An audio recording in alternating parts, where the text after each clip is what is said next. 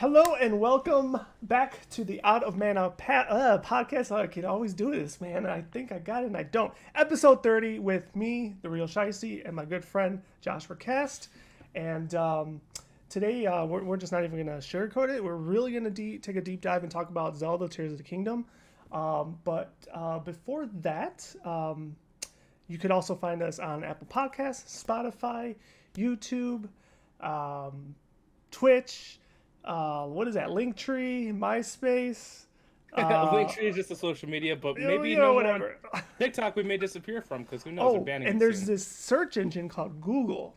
If you type Out of Mana podcast, there's a good chance we might be number one. But I can't. It's not a good chance. We are number one. Okay, in the there top we go. Results. There we go. So there's another way you could find us. But as always, how are you doing, Josh? Doing well. How about you? Overall, pretty good. For those that may be listening to us live, or even if you catch us later on any of those platforms we just mentioned, and if we abruptly just end, just know that we are both under some sort of thunderstorm watch, and things could get very heavy during our podcast here. And if one of us loses power, we'll see how we could resolve that. But if it gets weird at one point, where like, yeah, how you doing? Then you'll know why. Also, to the people in the 12 states that are being affected by this, hopefully all of you stay safe. And this one, yeah, they're really making this one sound like it's not good. I don't think they're making it sound like it's not good. It isn't good because I think it was like Mississippi or another state, but they got like E4 tornadoes, like not just one of them, but like 7 of them. Yeah, it's this, which is pretty bad. This what would probably last 24-hour period, and it's still not done. Yeah, to your point, there's a lot of states. It'll be interesting. It's probably not even a good word to use, interesting, but we'll see what kind of destruction is in its wake afterwards, which it's not fun. That shit sucks. I mean, there's no way to put in it. It should, like, I know on my stream I was talking about it with a couple people. Mother Nature could be sometimes obviously amazing, and even though it's very destructible, but like, you'll see one whole block just wiped out and the other just perfectly fine, and it's on the same street. It's just like, it's mind blowing. But anyways, we're not going to really get into that, but we figured everybody be safe out there. Stay away from your windows. Get in your bathtubs. I don't know if that's a myth, but get in your bathtubs if you don't have a basement. If you don't have a basement, get in your bathtubs. Unless if there's an earthquake, then don't go in your basement. Yeah, definitely don't do that. But yeah, no. So like this last week, I don't mean to gloat by any stretch of imagination. But I've kind of spending a little bit more money than I need to be. Personal things or like items or travel. What is it? All the above, I guess. Mostly That's a $900,000 car. No shit, I wish. Actually, dare I say never, but if I was quote unquote millionaire, I don't even know if I would spend that much on a vehicle. Doesn't make a lot of sense to me. $900,000, that'd be all your money right there. Well, multi-millionaire. How about that? No, but first off, congratulations to anybody out there that has scored a collector's edition of Tears in the Kingdom. I envy you. I still don't have one. However, I did buy a new Switch. Yes, for the first time ever, I have purchased a second Nintendo console. This is the first. I've never did this with any other generation. So let me ask: did you buy a normal like Switch OLED, or did you buy like a Pokemon or no. My apologies. I bought the Zelda one. I did buy the Zelda one. Yes, I felt the desire to do so because also like my current Switch is clogged up with its memory. So I figured the other line of thought in my mind was fresh Switch, fresh Zelda. Let's go. So I bought that. I bought the Zelda Pro controller. I bought the Zelda case. So the only thing I'm missing is the fucking collector's edition. So I bought all that. And then I just bought like a couple vinyl music CD, or not CDs, but vinyls, records. I bought some Final Fantasy VII trading cards. I'm just buying dumb shit that I don't need to buy. Hey, sometimes it's okay. I'm just being honest. me and my friends we're gonna go see the Book of Mormon in a week and a half from now. Book of Um, Mormon. yeah, it's like a Broadway musical type thing play. I don't know. I've I didn't heard know good. you were into Mormons. I know it's from Matt Stone and Trey Parker, the South Park guys. It's Oh, I've heard good things about it. It's been out for years, but they still do it. So that should be fun. Um, I bought um WeatherTech floor mats for my car.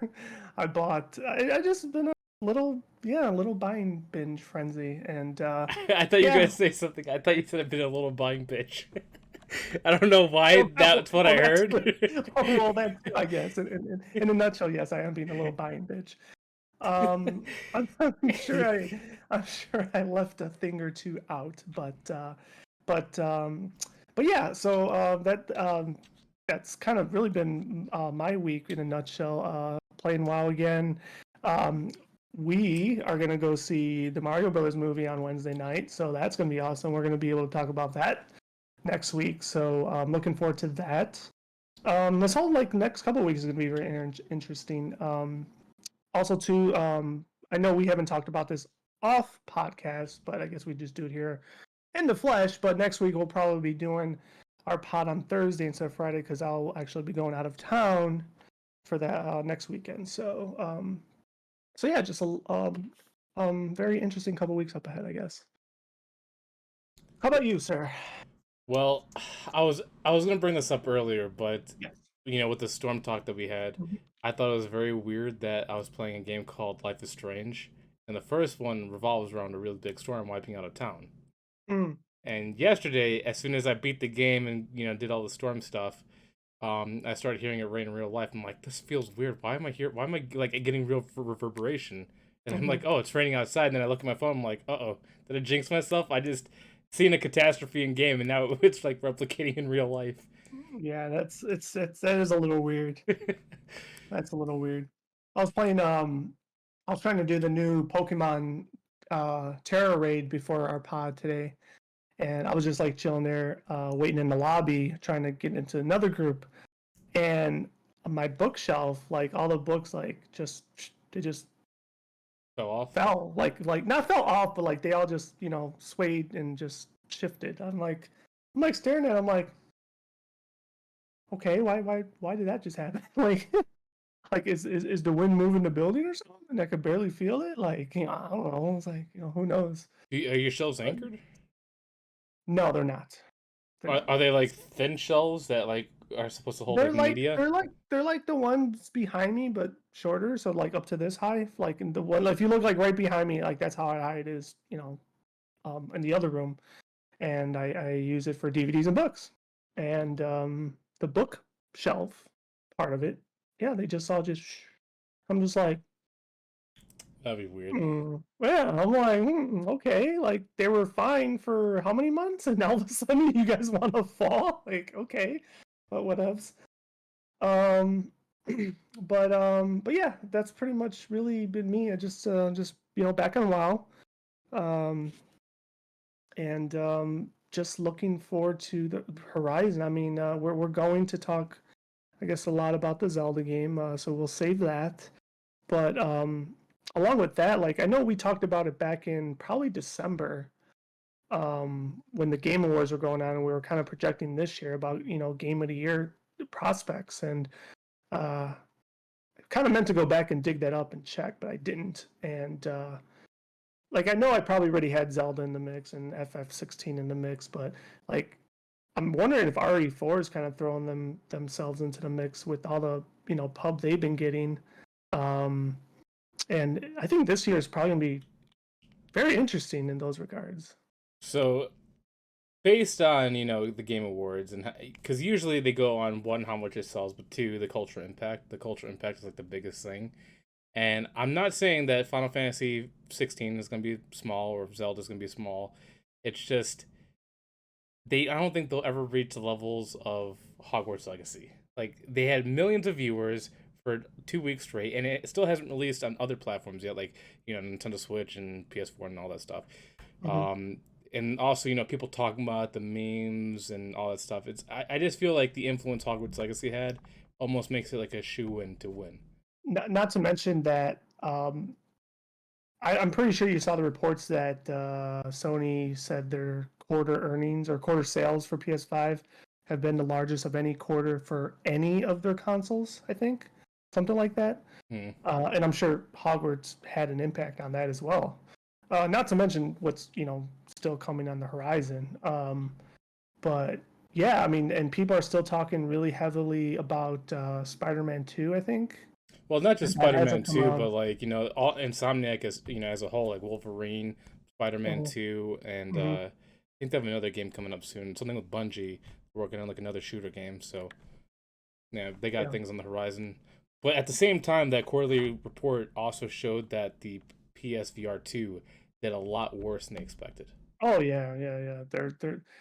I wonder if they'll eventually just be forced to lower the price, and maybe that's how the only way they'll sell it. But yeah, I mean, it's kind of funny though the PS5 sales too. Like I wasn't really intending to bring it up until you brought up Hogwarts, but um, I still find it's kind of a little deceiving because the only reason why there's the sales have been so heavy too is because people couldn't fucking get their hands on it previous times, the previous years. So it's like at some point it was going to happen, It's like just happens now. Well, not only that, but But they also did like a huge discount for all their systems, the digital, the one with the disk drive, and they also did it with bundles like Horizon and all that stuff. So I mean, like this was like the perfect time to get it instead of like 4.99 like it's usually been. I think they lowered it to that like was, 3.79.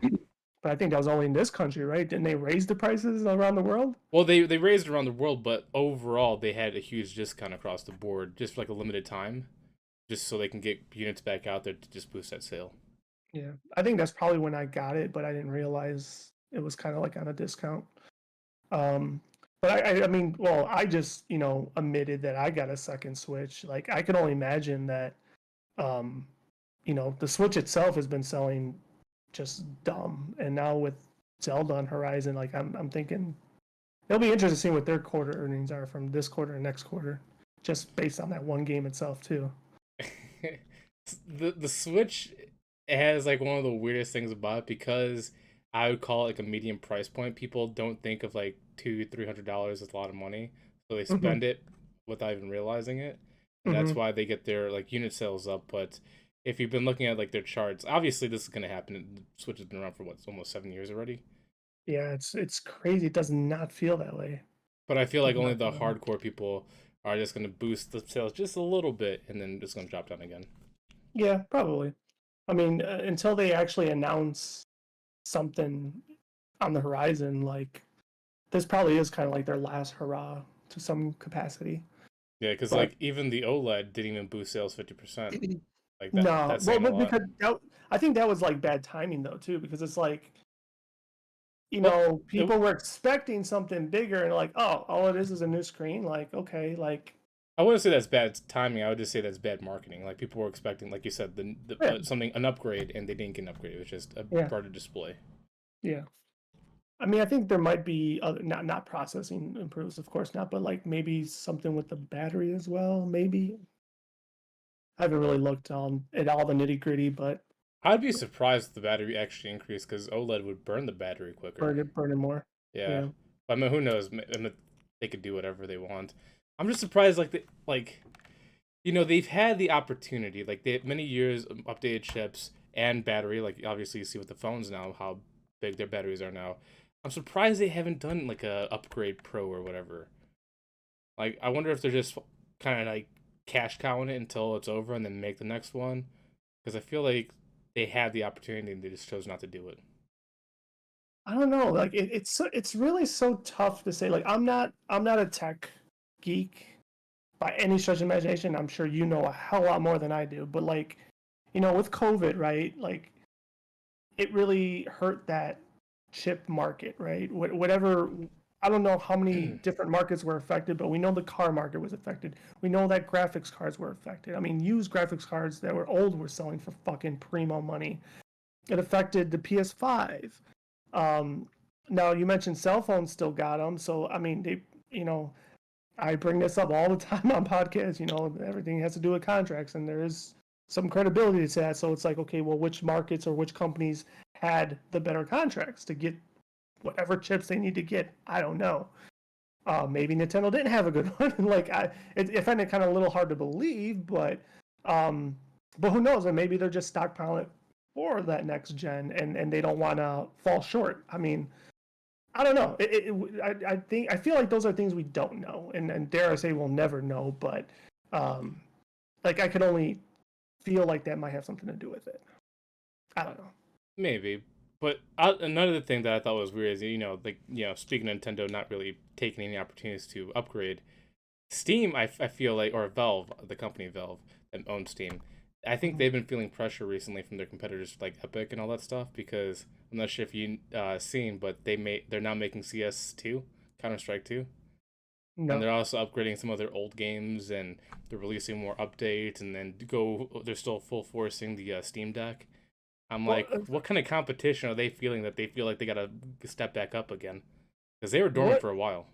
So speaking of Steam Deck, like, I wonder how those sales went. Like, I know there was big time hype before it arrived, and the pre-sales were really good.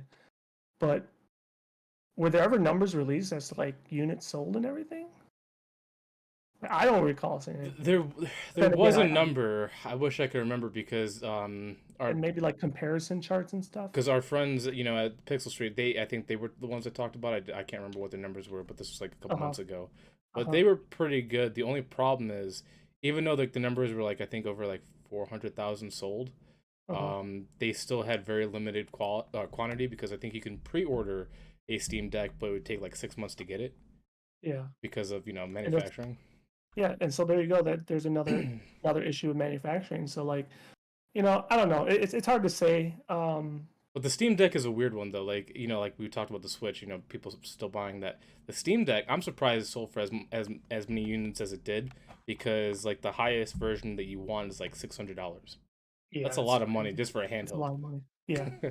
But I mean, based on what people are talking about, I mean, it's like, what you could do with it Oh, it's high is performance PC in your hand. yeah, exactly. So it's like, it's kind of worth the buck if that's your thing, For me, I really want to get it. I just don't want to wait six Yeah. months for it. Yeah, yeah. So, but so there's all that. We did bring up the Mario movie, so that'll be fun.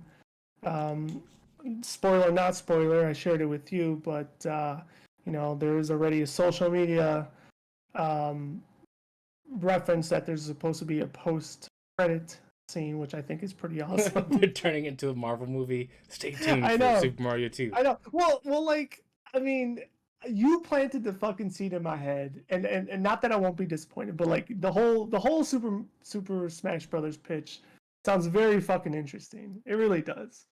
Like, even if it was just um isolated with Nintendo IPs, like it still would be pretty badass. I mean, it makes the most sense because even though they call it the Mario movie or the Super Mario Bros. Movies or whatever, Donkey Kong's in there. That's another IP of theirs. I mean, obviously, technically Mario It, came from Donkey Kong, yeah, but but it's still not another franchise. just Donkey Kong. I mean, they have Cranky Kong, and I'm sure they have all the other Kongs as cameos. So it's like it's not just him, like. So I feel like this is gonna ruin the movie for me, Oh. but I don't really care because I try to just dismiss it. But not supposedly, it's pretty much already confirmed. But the DK rap from Yep. Donkey Kong 64, that's gonna be in the movie. Yeah, I saw that too. I don't know in what capacity, but that's cool. How could you not like the DK rap? Oh, dude, I'm looking forward to it. I just don't know how they're gonna fit it in there, and the Yeah, fact that's that what I'm it's the saying. original DK rap in there, it's gonna Yeah. be awesome. So that's why So I think that's also another reason what sold me to get tickets on opening night is because once I heard that, I'm like, oh, now I gotta see how they fit that in also, there. so that one thing is what made pushed you over the fence. Yeah, because at first I was like, is it really a movie I want to see in theaters? And I'm like, no. And then I heard the DK rap, and I'm like, okay, I gotta see it. That's so weird. Donkey Kong Whatever, 64 is like one of my favorite whatever it games takes. on the Whatever it takes. 64. Yeah, no, but it is a cool, dumb, funny song. So like, yeah. Donkey Donkey Kong. Kong.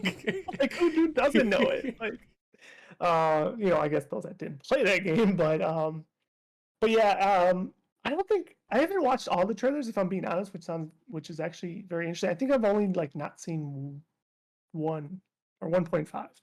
Have they?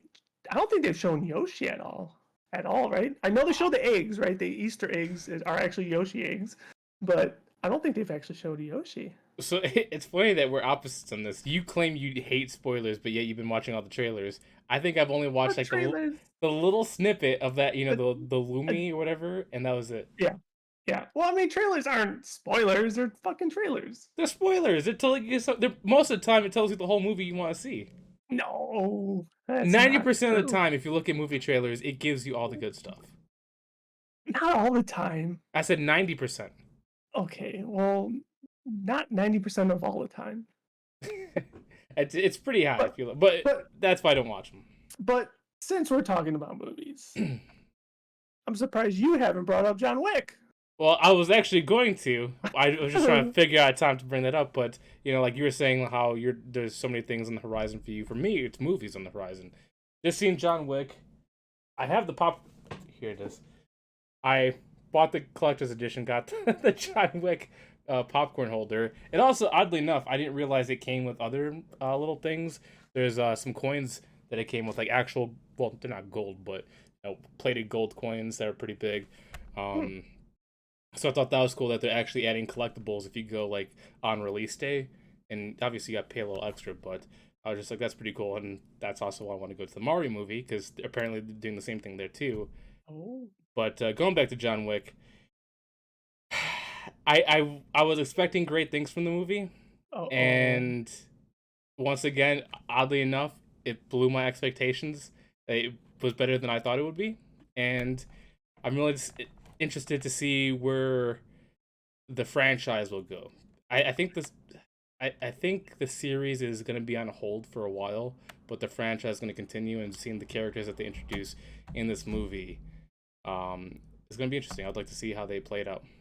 So like, because I know you're obviously a big fan. So like, I know through social media I've been reading a couple things like something about is there like a prequel spin-off show and then also just one of the characters getting a spin-off series So, or something? if you don't care about spoilers, I'm willing to talk about it.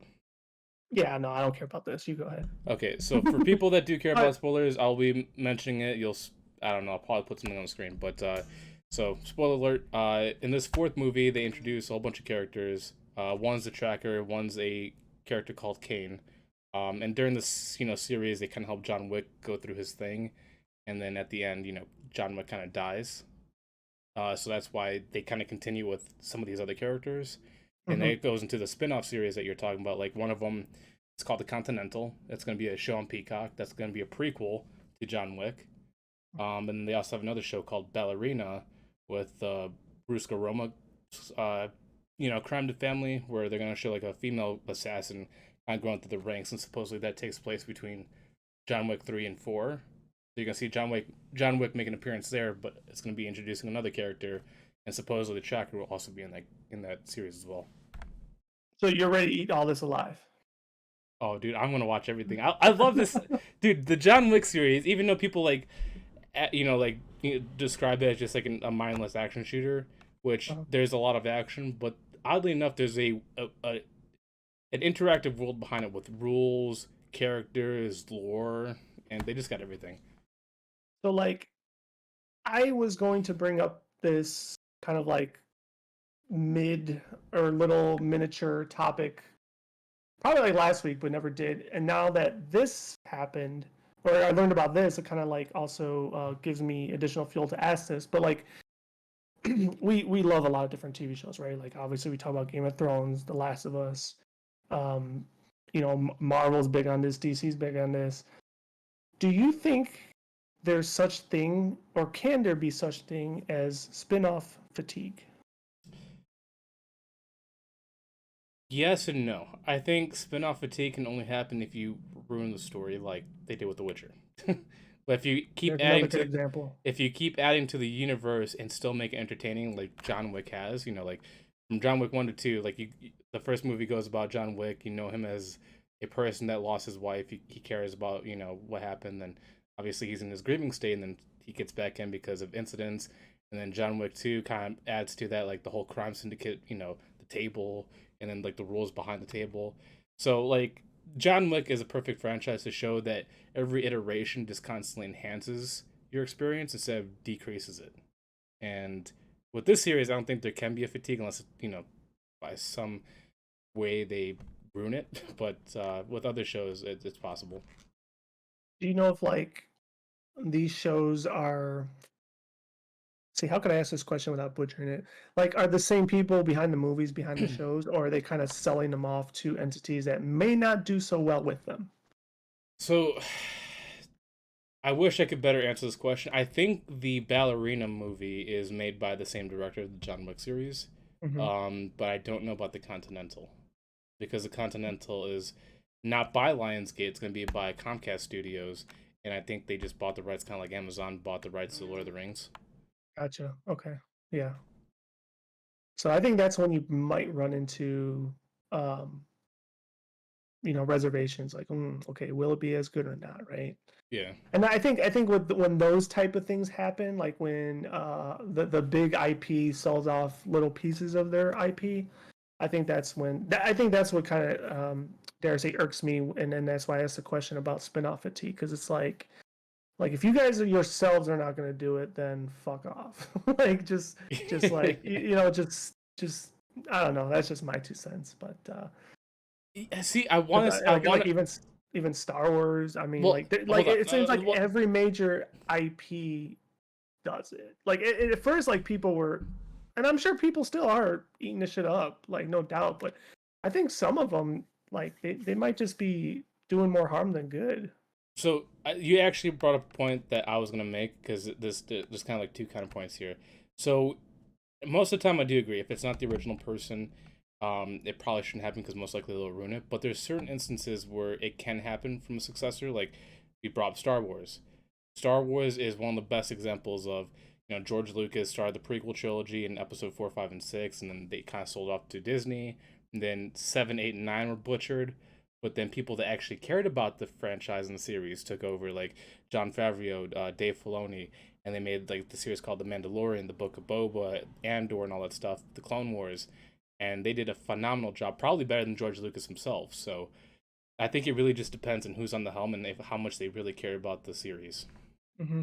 That's true. I mean, everything is wait and see, of course, right? Hmm. I just think that when it is sold off, it's dare I say, well, it's obviously like Most a coin times, flip, it right? usually goes, Yeah, yeah. yeah. So, but no, I just thought it was kind of like a random thing that I thought about and figured we could briefly talk about. That's a good question. Um, I feel like if we're talking specifically with the John Wick series and the universe, I uh-huh. feel like based on how the director has viewpoints and he's not willing to bend, and usually Keanu Reeves has a hand in it as well. I feel like if they were gonna hand it off, they would usually probably hand it off to somebody that actually cares instead of just for money reasons. Because like if you watch the actual 4 movies, they put a lot of effort into it, and I feel like they wouldn't just sell it off that just because of money. Hmm. Like they might pull what's his name from The Witcher. Oh, Can't Henry believe I'm brain Cavill. fried. Yeah, Henry Cavill. They might pull a him like, well, if you don't care, then I'm fucking gone. It's dude. Speaking of Henry Cavill, I know we haven't brought him up in a while, but did you see the articles that were released from Netflix? They kind of No, I outed don't. themselves. So the No. directors and producers from the Witcher series Hmm. said that they originally wanted him out in season 2 because he was hard to deal Mm. with because Okay. he was so adamant about sticking to the source material while they wanted to change it. Hmm. And clearly that's like, well, he was right in this instance. He kind of butchered it. Listen to the fucking nerd. But He is a nerd. I just saw this funny that from their Uh, mouths themselves, they said that they wanted to cut him since season 2, but they already shot everything because they deemed him hard to handle because him wanted to stick to certain material. yeah, that's yeah, whatever. Well, it's probably gonna get canned soon, right? We'll I see. can't I can't see it surviving after 3. But we'll see. To your point, we'll see. Like I'll still probably take a gander at it, but there's like no guarantees. It's I'm probably just gonna watch it. it's just such a weird turn of events. It's like you got Witcher season 1 and 2 getting like high marks, like 90, 80s, high whatever, and you get Blood Origins and you got like 8%. Yeah. It's like that's such a polar opposite shift. Yeah. But so speaking of, well, we just got through talking a little bit about movies. Um, another kind of big news that came out, was it yesterday, I believe? And we talked about it previously on multiple podcasts, is E3 has finally been canceled. I think we all seen that coming. Yeah, we were very skeptical about that. But on top of it, I don't know if you saw this one. I was going to tag you on it, but Jeff Keighley or whatever already made his little post about it. And it just makes me dislike the guy even more. Like, it's like, dude, just fucking leave it alone. Like, dude, it's annoying. Like, it really is annoying. It's hilarious how much my opinion of Jeff Keighley has shifted because of these events. Like, even though I don't like what he's done recently, I still respect the guy for what he's done, with G4 TV, making the original Game Awards, and making the industry what it is today. But the fact that he was like a vulture watching E3, and then whenever E3 made any kind of announcement, not like an hour later or a couple hours later, it was minutes later, he would tweet out, Game Fest, coming this day, we're moving the date up, feel bad, RIP E3. And that's kind of basically what he did, except like kind of finally put the nail in the coffin, where it's like he kind of like gave his like last rites, so to speak. He's like, he posted a picture of him at like 15 years old at E3 and saying how he appreciated E3 and everything it's done, blah blah blah blah blah. But check out Game Fest, like to your point, it's like, dude, fuck off. Like I want to now boycott that because you're gonna get all the material on Twitter like 5 minutes afterwards anyway. So, but going back to contracts, he like as much as you hate the guy for being a little scummy with his what he originally was loyal to, and then eventually become competitors to. In a way, I know it's gonna. I'm admiring him from a business standpoint. Yeah. The fact that he's been able to lock all these big companies down for himself individually before he got these contracts is kind of incredible. The fact that he turns an individual thing like Game Fest into this massive thing that basically took over E3. I will give credit where credit's due on that too, and to your point too. Like there's that business sense where you could appreciate. It's the way you handle yourself though. It's the other part, right? Like it's like I don't know. No, I 100% agree with you. I just think it's funny that we've had these conversations before, but usually we're on the other end of each other. Yeah. It's like one of the rare ones we're both like on key.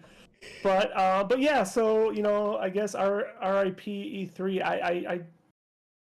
It is done. It's done. Like I don't think they're even gonna try again like next year or anything. Like they're done. Yeah, this was the final nail. This was their final, if you want to even call it an attempt, because I don't even know if it was.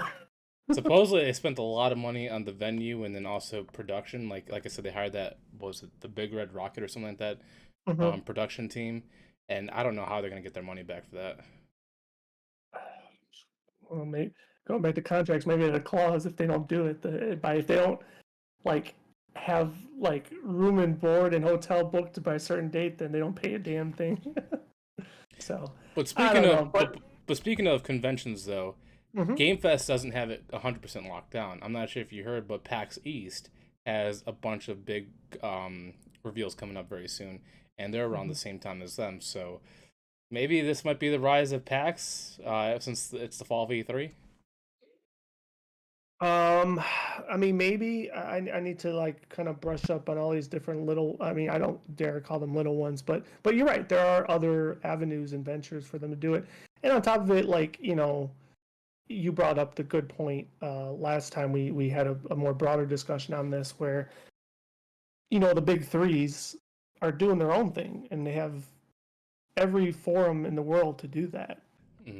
So until like and I'll still say this, I guess, for Game Fest or whatever, like until it's like a real big time convention thing, like who knows how long standing it is, unless they like he starts getting things to be exclusives releases too, which he does for the Game Awards, so I guess it is very plausible, but But yeah, we'll see. I'm surprised he hasn't locked down a contract with Nintendo yet, because like obviously, what's his name, Reggie Fillman, whatever the old Nintendo CEO Regis, was, yeah, yeah, Regis, yeah. Or like no, no, it is Reggie. No, it's Reggie. I'm sorry. Reggie, whatever his name is. I know Jeff had like a close relationship with him, just like he has with Hideo Kojima, but Nintendo is still going to PAX East. Well, Reggie, I know like, he retired. He's no longer the yeah, CEO, but I'm just yeah, saying like he had connections. I'm surprised he hasn't tried to yeah. reach out to get more connections with the new CEO. Well, I mean, you gotta remember Nintendo is still Japanese based, right? So they're like when you talk about Reggie and you talk about what is his name, Doug Bowser, like they're North America spaces, right? Like they're I don't want to say they don't have no pool because they do, but I don't think they're allowed to make those type of decisions. I will agree they can only make it for the North American front, but once again, showing Jeff Keighley's business mindset, he doesn't just stop with North America. Like the same thing with Hideo Kojima. Hideo Kojima doesn't speak English, but somehow Jeff Keighley's been able to work a partnership with them in Japanese, and he's also done that with Sony before in Japanese. So Mm-hmm. I'm surprised he hasn't made a move on Nintendo yet, because Well, he has Japanese connections there. yeah. I mean, we'll see. I'm not trying to give him ideas, but I'm just saying I'm Eh, surprised he hasn't made it. eh. I don't know. I feel like out of the big three, like Nintendo really has been the one that chartered that course, right, with the directs and everything. So, um, not that they don't need to. I mean, if there's extra money to be had, I guess they could, but they've been really self-sustained the way that they've been. So, I feel like so like I guess I guess the other part is like, what do you? It sounds very like egotistical in a sense, but it's like, what do they have to gain by it? So here, this is actually what I was going to mention.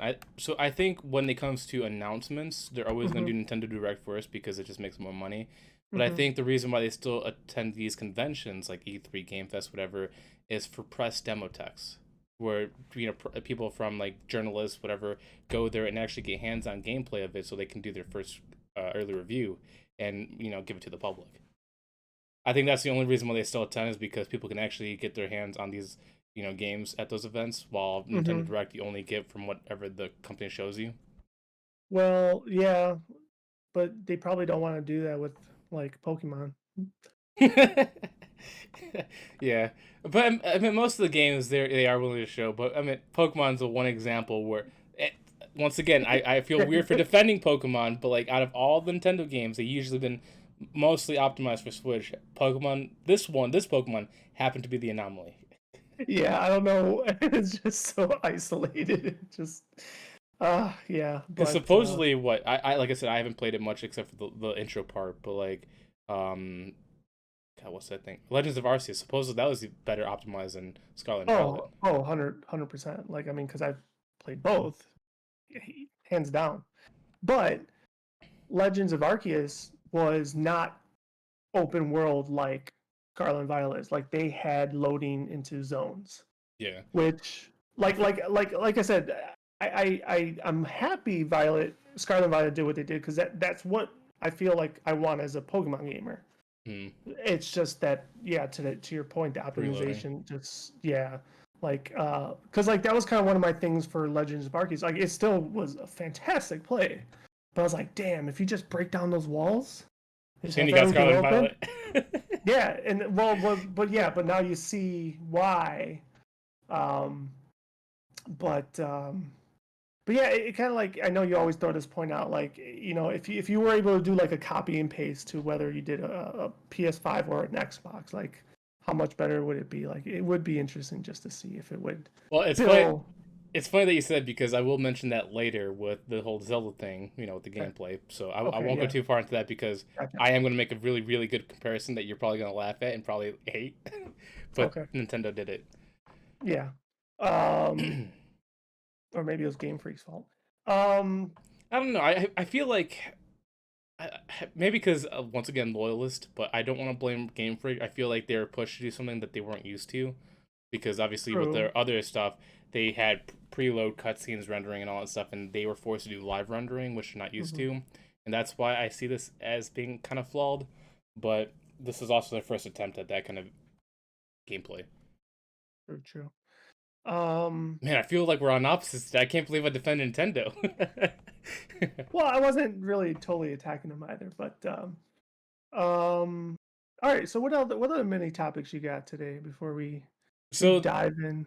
there's a couple, and I feel going back to kind of like the movie stuff. Mm-hmm. I know you're not a Marvel fan, but there's a guy called Jonathan Majors. He recently starred in Creed 3 as the Oh, boxing yeah, I villain, heard about him. and then Yeah. same thing with Kang the Conqueror in Marvel. Mm-hmm. Recently, he was charged with I can't remember if it was like assault or something, Mm-hmm. something with a woman. I don't know if it was been confirmed or if it's just alleged, but suppose he's in custody right now, and Marvel is thinking about cutting him loose, and I'm like, we've seen them do that before, and I'm like, as much as I don't condone, like if he actually is guilty of what he's guilty of, I don't condone it, but I'm like, just finish it out and then cut him. I know I an article did come out, I think it was today, about an update on that, where the wife slash girlfriend um doesn't want to press charges now. Like I don't know the deets.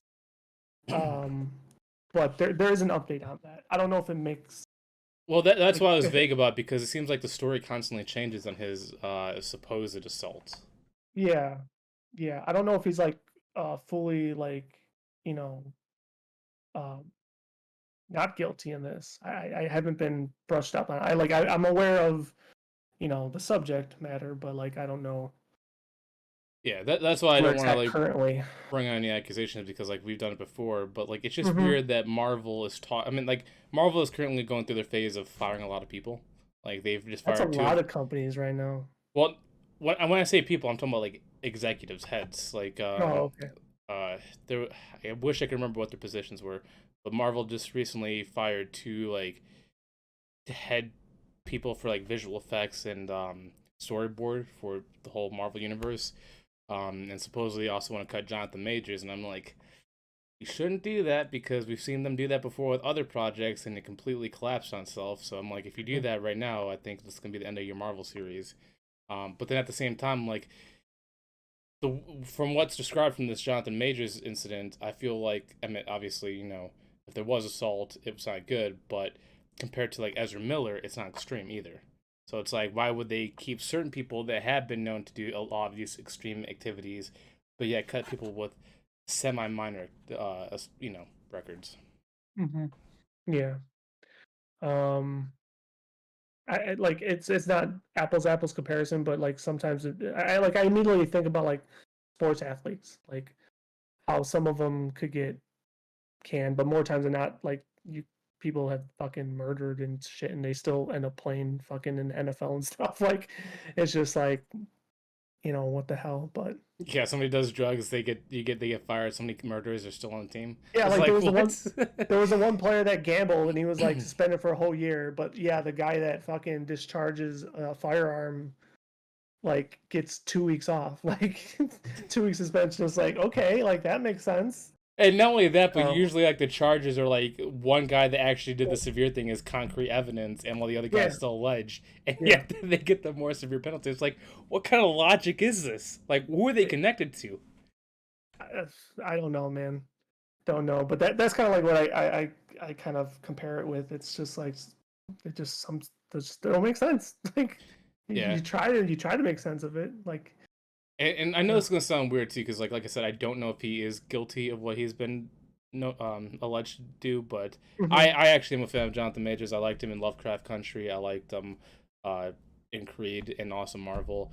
And I feel like if he gets canned from Marvel, I think this will be the kind of the end of his career because if you get fired from Disney, usually that's like the ripple effect. Yeah. So I hope it doesn't happen because I do want to see more projects with him. Speaking of accusations, your boy Tate was finally released. Yes, after what 6 months of no evidence, they finally it was released him. it was 3 months. You're exaggerating a little bit. No, hold on. Let's look. I think it was 5 months and a couple days. 5 months and a couple days. How Well, long? he's your boy, so you would know, I guess.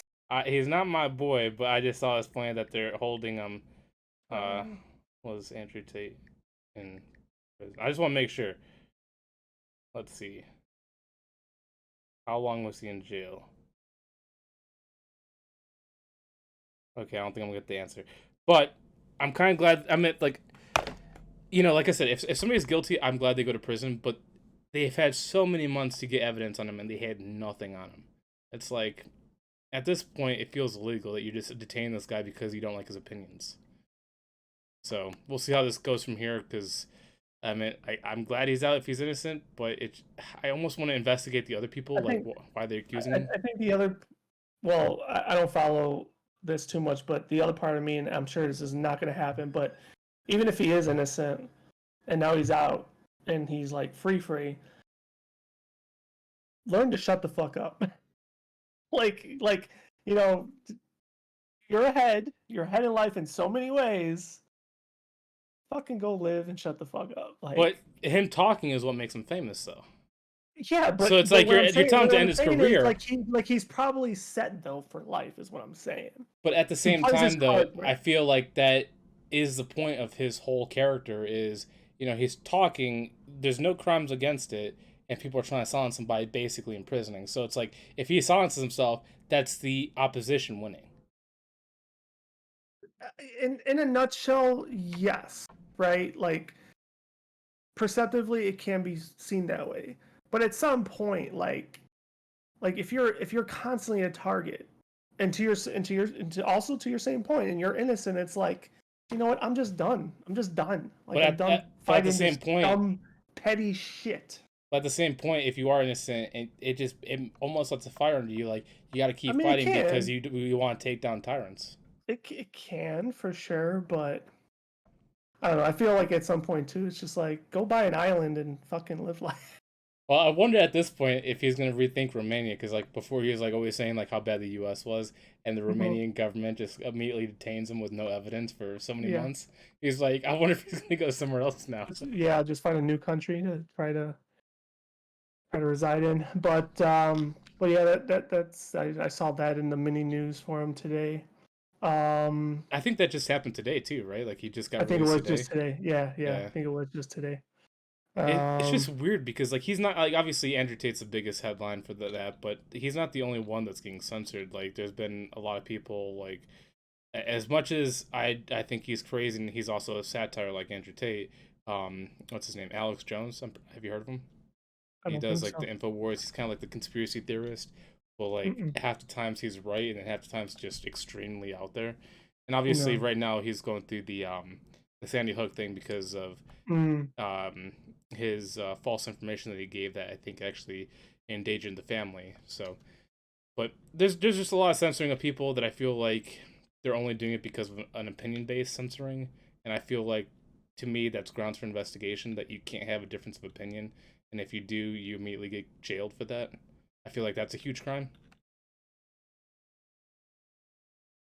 I mean, it is, but I think part of that concern is if your opinion is a really negative movement. But what?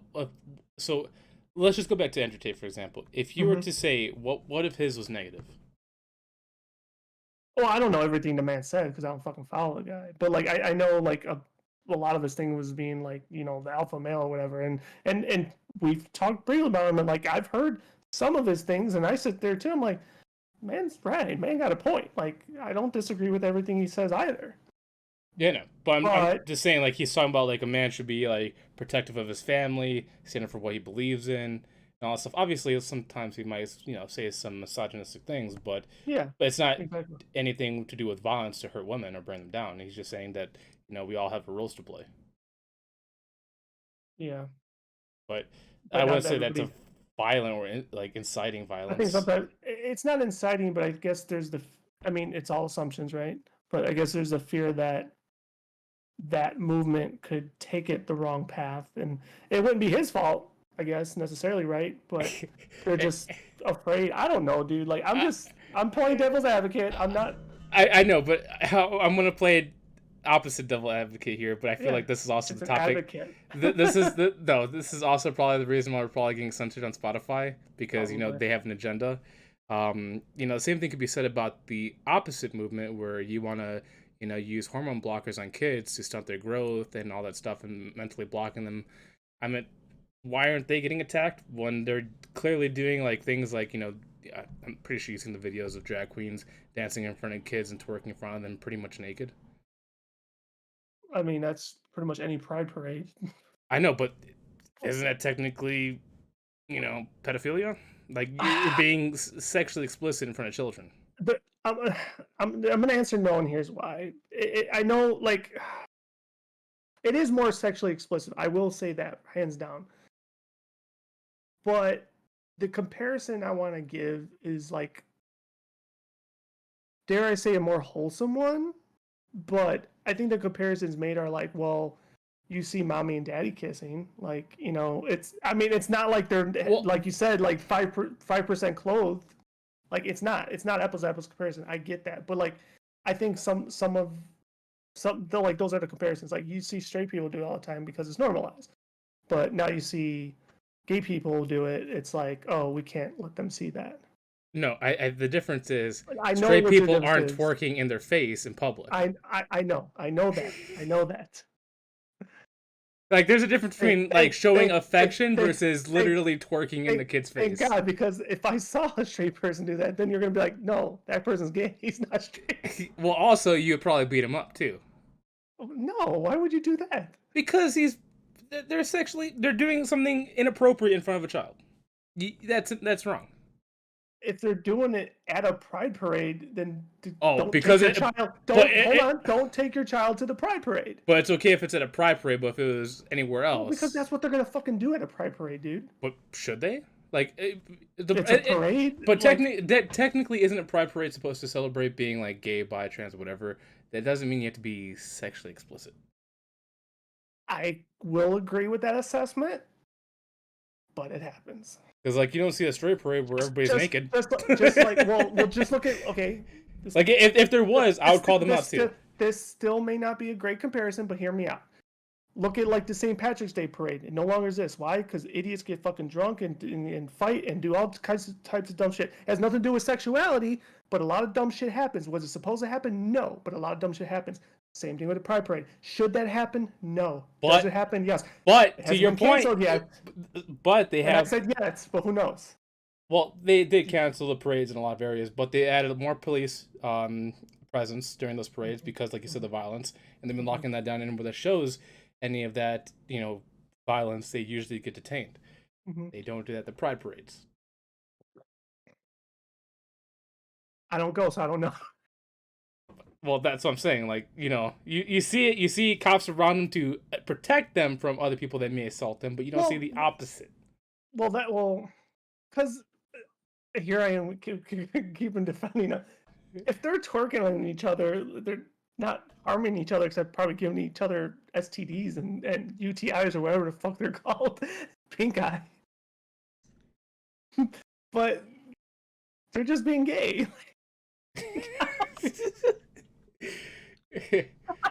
I don't know, man. Like, okay. Like I said, I have no problem with them doing it to each other, but the fact that the kids are present and they're still willing to be there in front of the kids. The issue I have with that is like, then don't take your kids. Well, I agree. The parents are definitely at fault here. If it's their own kids, that kind of is an issue, right? Like, yeah. And it's so hard to, like, they should leave them at home. I'll say it like that. It's like no different like taking your kids to the bar. You wouldn't take your kids to the bar. You shouldn't take your kids to the bar. It's like, there's places where kids should be. That probably shouldn't be one of them. Even if they are your own, leave them at home. Find babysitters. But go be gay. Have fun being gay. Go be gay.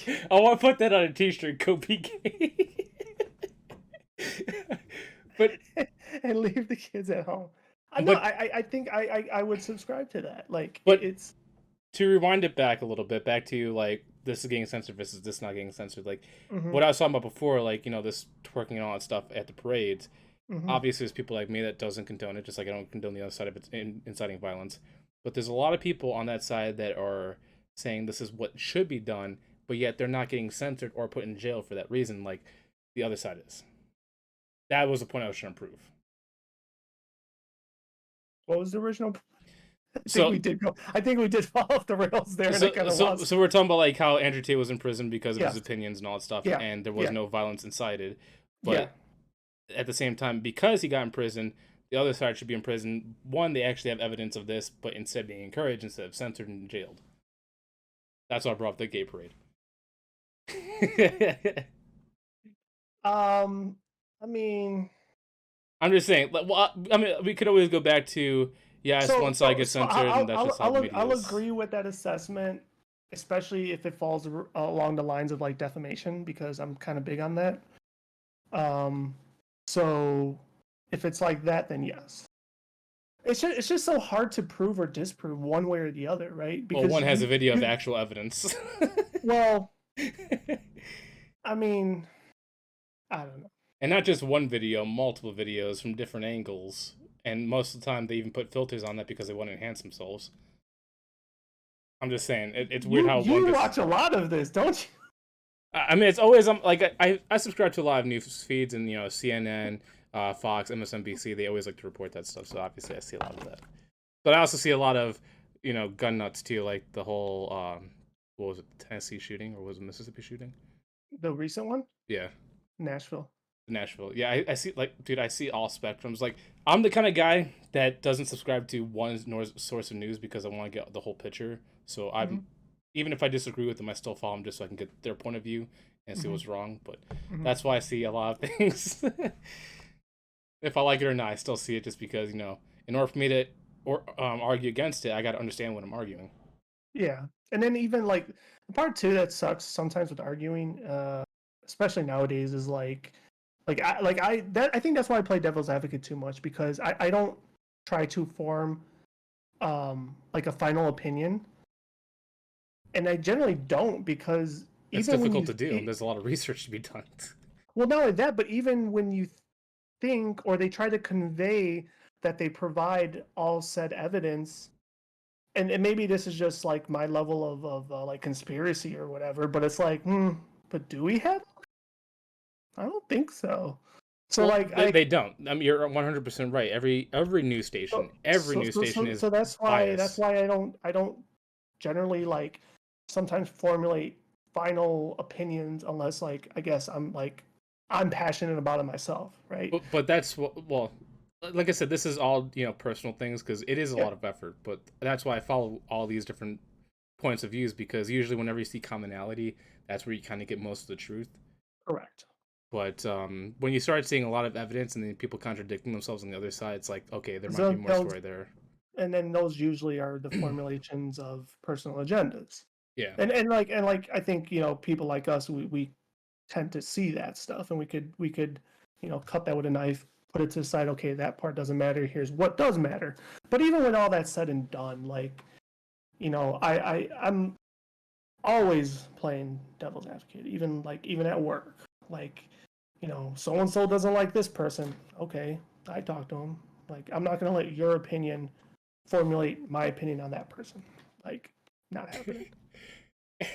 I agree with you most of the time, but there's also a difference between they're good to me, but they may be a serial killer. Like, let's say, for example, Hitler. He might have been nice to me, but he wasn't nice to these people. Okay, you're going really extreme there.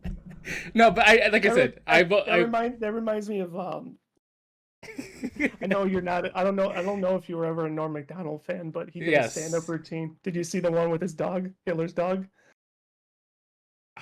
Yeah. He was on the he did that show for HBO. No, what was it? He had his own show. No, was it the Netflix? No, I think it was HBO. No, or was it the Netflix one? I think it was the Netflix one. I thought it was when he had that TV show. But I know what you're talking about. I can't remember all, but I know he was. Anyways, that's what it reminded me of a little bit. Anyway. But no, I agree with you. Yeah. I mean, that's pretty an extreme reach right there. I'm just saying, there's exceptions to that rule. There is exceptions to that rule. There definitely is, no doubt. Anyhow. With all that said, Um, Animal any other cruelty. any other miniature topics? Yeah. Um, Yeah, so it was one that you brought up, and this is kind of weird because, like we said, we were on the fence on most things because we see both points of view. So recently, Amazon is under attack by, I like to call them PETA Bread. What's the actual organization? Is it PETA? yeah, it's just PETA. Um, Oh, the they're horse thing. Yeah, with the horse. Uh, So they PETA's basically saying that live animals shouldn't be used in any kind of like you know movie shoots or whatever, which depending on the situation I would agree, but I mhm. feel like if you completely lock out live animals, you're killing businesses and then you're also killing those animals too, because the businesses that do keep those animals, they use that money, keep them fed, keep them healthy, but once that is over, they have to sell those animals, and usually when they sell them, those animals die off. Yeah. So it's like, are they really protecting animals, or are they just being grumpy? Because in the Amazon instance with Lord of the Rings, um, from my understanding, is that there was a horse that died on set, but the horse didn't die because cruel training or whatever. It just had a heart attack during transportation.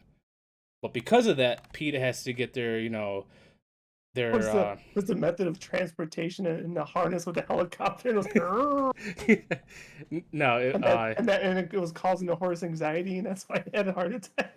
no, I think it was, well, I forgot what those things are called. The pins that they put him in, they drive him around. Supposedly, just because the heat or whatever, the heart was racing, and that's why I had a heart attack. But it was also old horse too. Not saying that it doesn't happen. And this thing is also older Like horse. the horse was 74 years old. It was time to go. But I'm just saying, like, Uh, I feel like if a movie shoot actually respects the animals and understands, the business that they're working with, and they don't put them in actual danger, keep using live animals because one, businesses are, or sorry, jobs are still being kept. Those animals in those businesses are still kept alive and fed and safe. yeah, no, I concur as well. Like I don't see the harm. It's not like they were whipping the horse or anything. Like I mean, Bad horse, bad horse. yeah, the only uh the only time I defended PETA um is when there's a really old movie, classic by the way, by the name of Jurassic Park, and they had a live cow and velociraptors. They ate it. That wasn't good. That wasn't very nice. So that's when I defended PETA. But after that, I didn't really care anymore. But no, I was just making a joke, of course.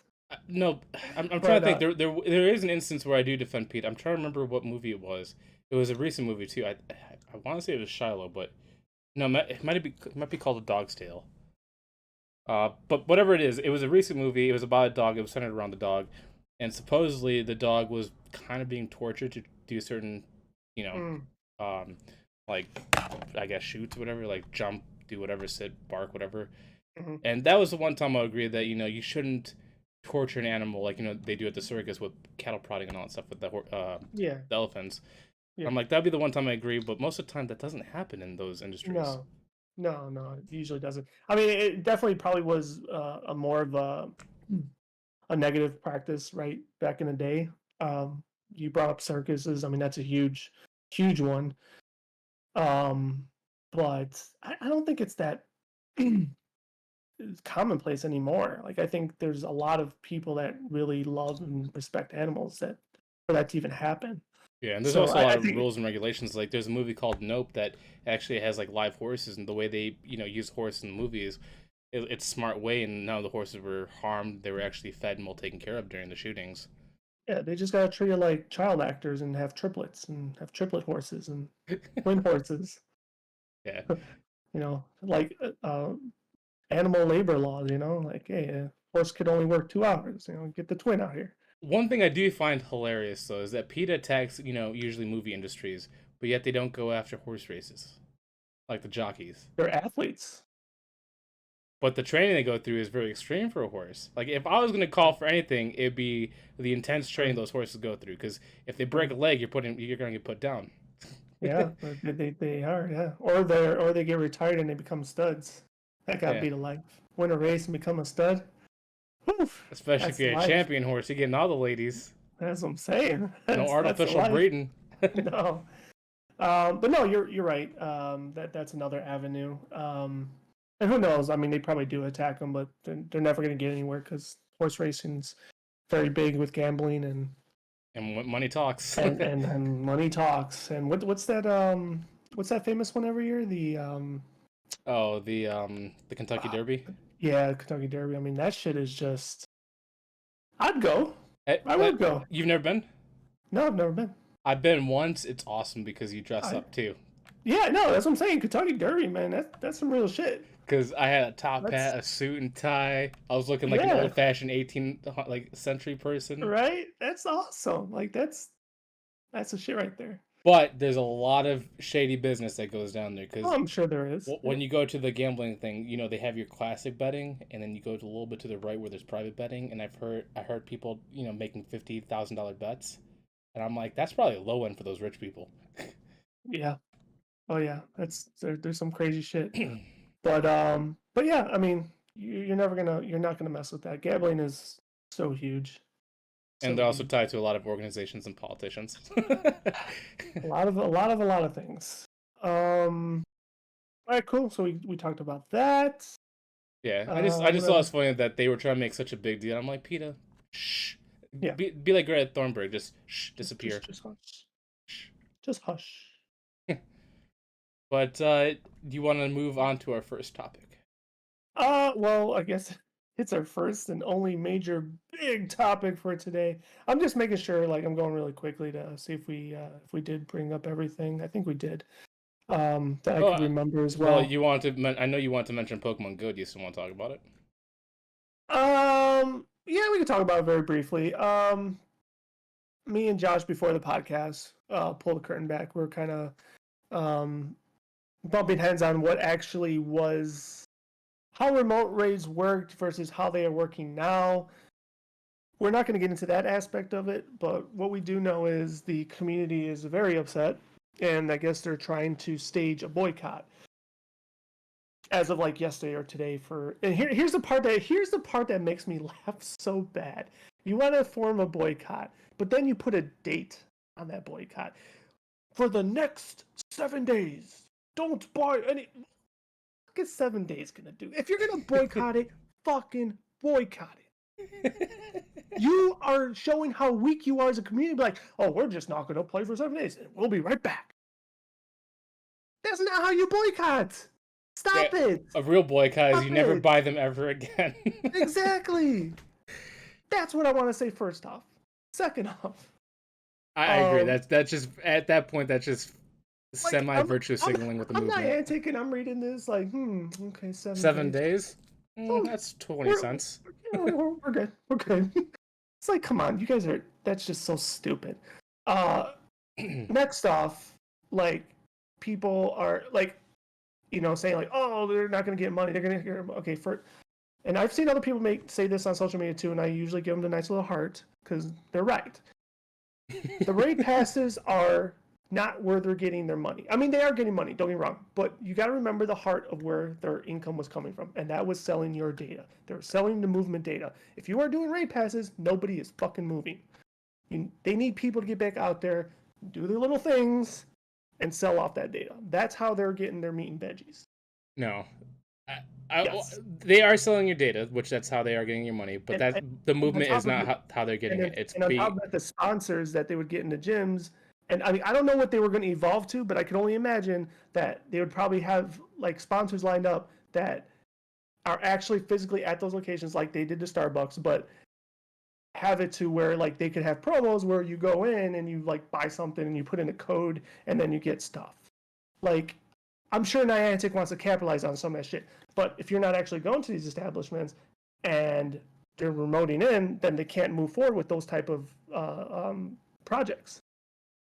I mean, that's an assumption. I'm going to disagree with you because the data selling aspect Mm-hmm. is true, but Mm-hmm. it's not about the movement you're tracking. Because one thing, once you load the app, you automatically start with AR plus. That means they immediately have access to your photos. If you don't do it, I mean, regardless, you have to put it on because you need Pokemon that way. Two, when you do it, the terms of service says once it's on your phone, just like TikTok, it has access to your device, anything that's connected to that device, like your internet search history and all that stuff, and your internet. It means it connects to other devices. So they don't care about your movement. They already have your data once you log in onto your phone. Agree to disagree. Like the marketing of like going to this place sponsored, that the money that you get from that is very minimal because they're trying to increase traffic to that one business. That's what they do sponsored, but the money is very minuscule compared to like actual data transferring and also the microtransactions bought from like rate passes, boxes, and all these other things. I don't think so. Because if it was opposite, There's a then difference between they thinking wouldn't be knowing. they wouldn't be doing this then. Okay, so then what's your reason of them doing this then?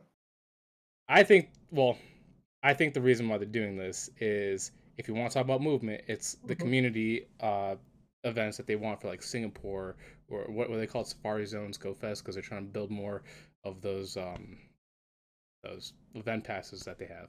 Mm-hmm.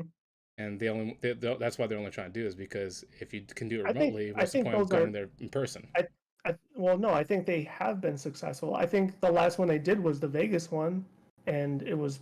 I mean, I don't have figures in front of me, but I'm pretty sure it was pretty damn successful. Well, I'm not saying it wasn't successful. I'm I saying don't think. that if because of the remote thing, the people don't show up to them as much as well, compared to waiting a couple days and having the global one. But the thing is, those things never, with the exception of COVID. So let me correct myself very quickly. They have never been remote outside of the ones that like even we did with COVID. The Like Vegas, after, so the Vegas one had an exclusive kind of like GoFest where 1 or 2 days you can go uh-huh, to this event and get do like the what's it called, the habitats ones, and mm-hmm, then 3 days later you had the 3 day global event where you correct. still get the Vegas Pokemon, but you could do anywhere. Yeah, the same thing happens with all the Go Fest though. I, It doesn't happen that same weekend, but it happens like um, months down the line, right? well, They the give everybody the Mew research, they give everybody the Celebi research, et cetera, et cetera, et cetera. no, but It's not like it's an exclusive. the original 3 GoFests were exclusive until COVID, but COVID changed regulations and they're trying to get that back to make it go to these designated areas so they can capitalize on merchandise like stores, food, and all that stuff. Well, the food, They have contracts with cities to do that. You know that, right? I'm pretty well. No, okay, yeah, That no, that's that what they're trying to aspect. get. No. Yeah, you're right. There is a little bit of aspect with that, but no. What I wanted to somewhat stop you there was the merch part. I think out of how many did we have here? Three? Did we have three over here? Yeah. Yeah, I think it was only the second one had like a big ass merch, or what, or maybe it was the last one because I remember I bought a lot of shit. I spent like over $200. Yeah, The but first ones didn't have merch. I think they had. No, I think the first two did have merch. It's just they sold out first day because what they do, and this is what business do. They want to create that FOMO aspect. So if because if you're afraid that's gonna go out, you buy right away because you know that they're gonna be limited quantity. That's why they do Mm-hmm. it. I mean, I don't know. Like it's I think it's a little bit more intricate than that. I think the contract one is pretty significant. Like they The get contract one probably is, but like, because they get paid from certain countries and states to put it in their city to get that traffic increase. yeah, That's the reason why I, they're cutting remote. It's not because you're going to a Pokestop at Starbucks. I don't think so because like they could still do those regardless, even with the remote. I mean, they could Like do it it's regardless, but I'm just saying they don't make as much money if you could do it, remotely. well, they just cut the remote aspect off. It's basically what I'm saying. You still hold all those events. You hold all those events, but there's no remote aspect. Exactly, They but would still have people I'm just go. saying they don't care about your movement going to like a Pokestop in Starbucks. That's not where they're getting your money from. That was my argument. I disagree. You're like, they gotta go to Five Guys. I get 5 cents for every stop spin. Yes, exactly. All right, but going No, back but to what we were talking about is, like you're saying, people are boycotting because they didn't like the 5 limitations a day, which realistically, a casual person doesn't do 5 remote raids a day. They don't even do 5 raids a day. That only hardcore people that do that. yeah, yeah. That's I think so. Like, not only that is true. Like, I guess where I would feel for people are like the role players, right? Because I mean, we would never know that, but we could kind of have a pretty good feeling as to how much that would suck. Um, I just don't know how you fix that. Like, I don't have the right answers. But we talked about this right when COVID started, and right when it happened. I was like, this is good. This is going to maintain the game. But once they try to pull it back, like, good luck. Um, so we'll see what happens. Well, I think right now this is as far as they're gonna pull back because I think they recognize that limitation that there's a lot of people that don't have big communities that live in big cities that have access like we do. But I Mhm. think that's why they did limit it is because they realize that this accessibility one still generates a buttload of money, but two it allows people that are solos to go join Facebook groups and all this stuff or whatever groups you go to, and you can still get your minimal raid days instead of exploiting it like they did with the spoofers. Mhm. Mhm. Exactly. So I feel like this is the best medium, and I don't think they're gonna go any further than this. I think I think the best medium would be what they did, but the price hike to me I felt was definitely unnecessary. Like they didn't have to do that. Yeah, but they did that with all the other rate passes. Like the premium rate passes, what were they? Originally 99 cents, and I think they're like Well, 1.99 or the 1.50. premium rate passes were always weird because depending on I remember this used to happen all the time when they would throw them in the boxes, right? Like there would always be like one box that was better than the others. And I don't mean just for that period, but like, once every hypothetically 6 months, you Uh, get one with like 12 passes or something oh and no, it was 24 passes. Those are the big ones. something like that, right? It was It ridiculous was like and 15.99, but you get 24 rate passes. So it might basically, have you're been, getting yeah, it might have a even been 50% cheaper than discount. that. Yeah, exactly. Um, so rate passes have always fluctuated, right? When they were sold in like in bundles. Um, but Individually, they haven't though. Like, well, except for the one-time increase yeah, during COVID. I mean it was like really rare. I mean, I don't think I've ever really bought them individually. I think I always bought them in like threes or something. But Didn't they remove the option to do individual remote passes? I think it's only the bundles now. Isn't that what the case is? mm, I don't know. That's a good question. That I don't know. Because I think I looked at That the I don't know. store for whatever the most recent event was, and I Hmm. only seen the bundle. But of course, there was a lot of things in the store, so maybe they had to remove it temporarily because of all that stuff there. But Possibly. I only seen like the bundle one, like the three bundle. Yeah. Yeah, I'm not too sure. Obviously I don't play it as much as I do except for events. So even events, I'm like half-assing it. So I love how you and I can have a disagreement, but you and I really don't play the game as much I as we know, right? used It's like to. like we're getting passionate about the conversation. And we're like, hey, you play? No, do you? No. Why are we fighting? But hey, I mean that's kind of the whole point of having this. You gotta have a little bit of drama. Exactly, of course. But also, But we with also that argue said, on the behalf of people from different points of view. true. That's very true. That's what we do. We pick a side and we run with it. No, but other than that, yeah, I think I'm ready to, I guess you say nerd out on our next/only topic of today, with the exception of the little mini topics that we've already discussed. Um, and that is The Legend What? of Zelda: Tears of the Kingdom. Hold on, before we start off on this, Oh, why didn't hold on? For some reason this uh-oh. isn't popping up. I got it now. So Okay. I will say because of the gameplay reveal. Wait, time out. You ready just, kind of ruined it. But the reason why we're talking Oh, about I it thought you is said the because Zelda thing already.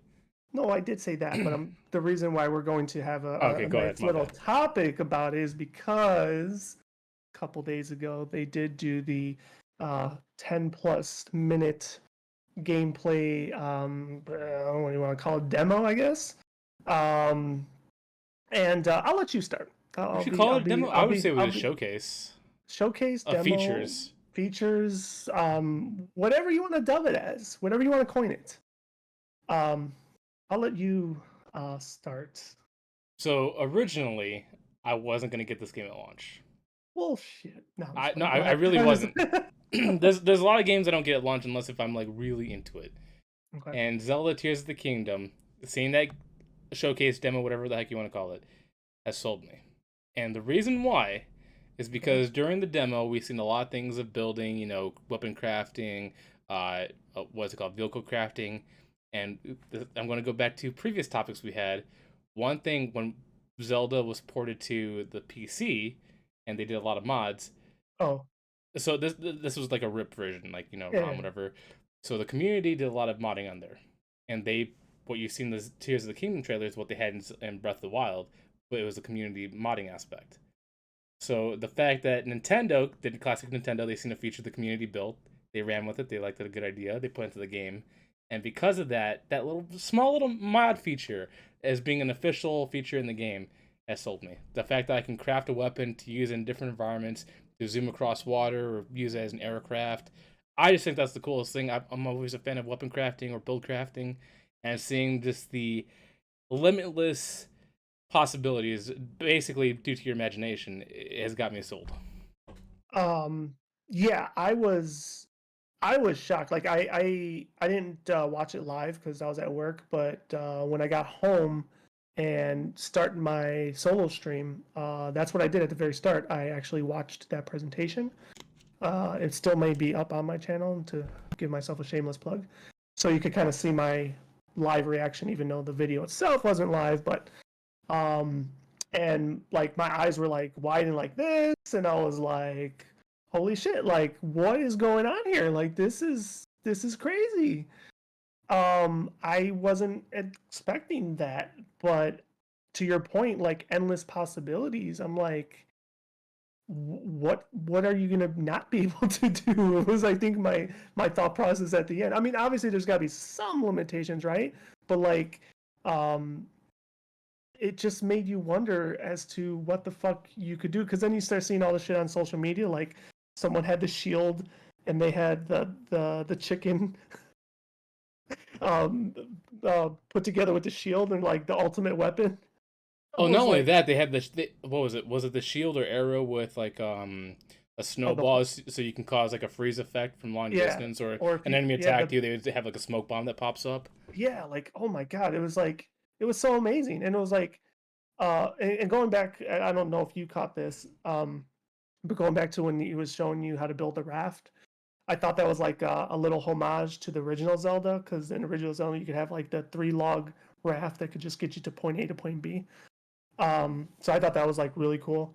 I'm sure they intended for that, but yeah, I just thought that was just so cool. But at the same time, I'm like, maybe it might make it even more difficult, like, I because feel like like, they. I mean, if you actually watch the gameplay, I think it was like what 10, 15 minutes. yeah, it was like just Clearly, short. there's a lot of customization you can do, but they do have limitations, like with the Yeah, ability to ascend through, the caves or floors, or whatever. They said there's certain places you can do and certain places you can't. I'm assuming that's the same thing with building. Like you're not going to have all those features unlocked right away. I think you have to no. earn those features, and that's why it's not going to make it difficult to play the game, because they're probably going to do a certain level gates like they've done with other stuff.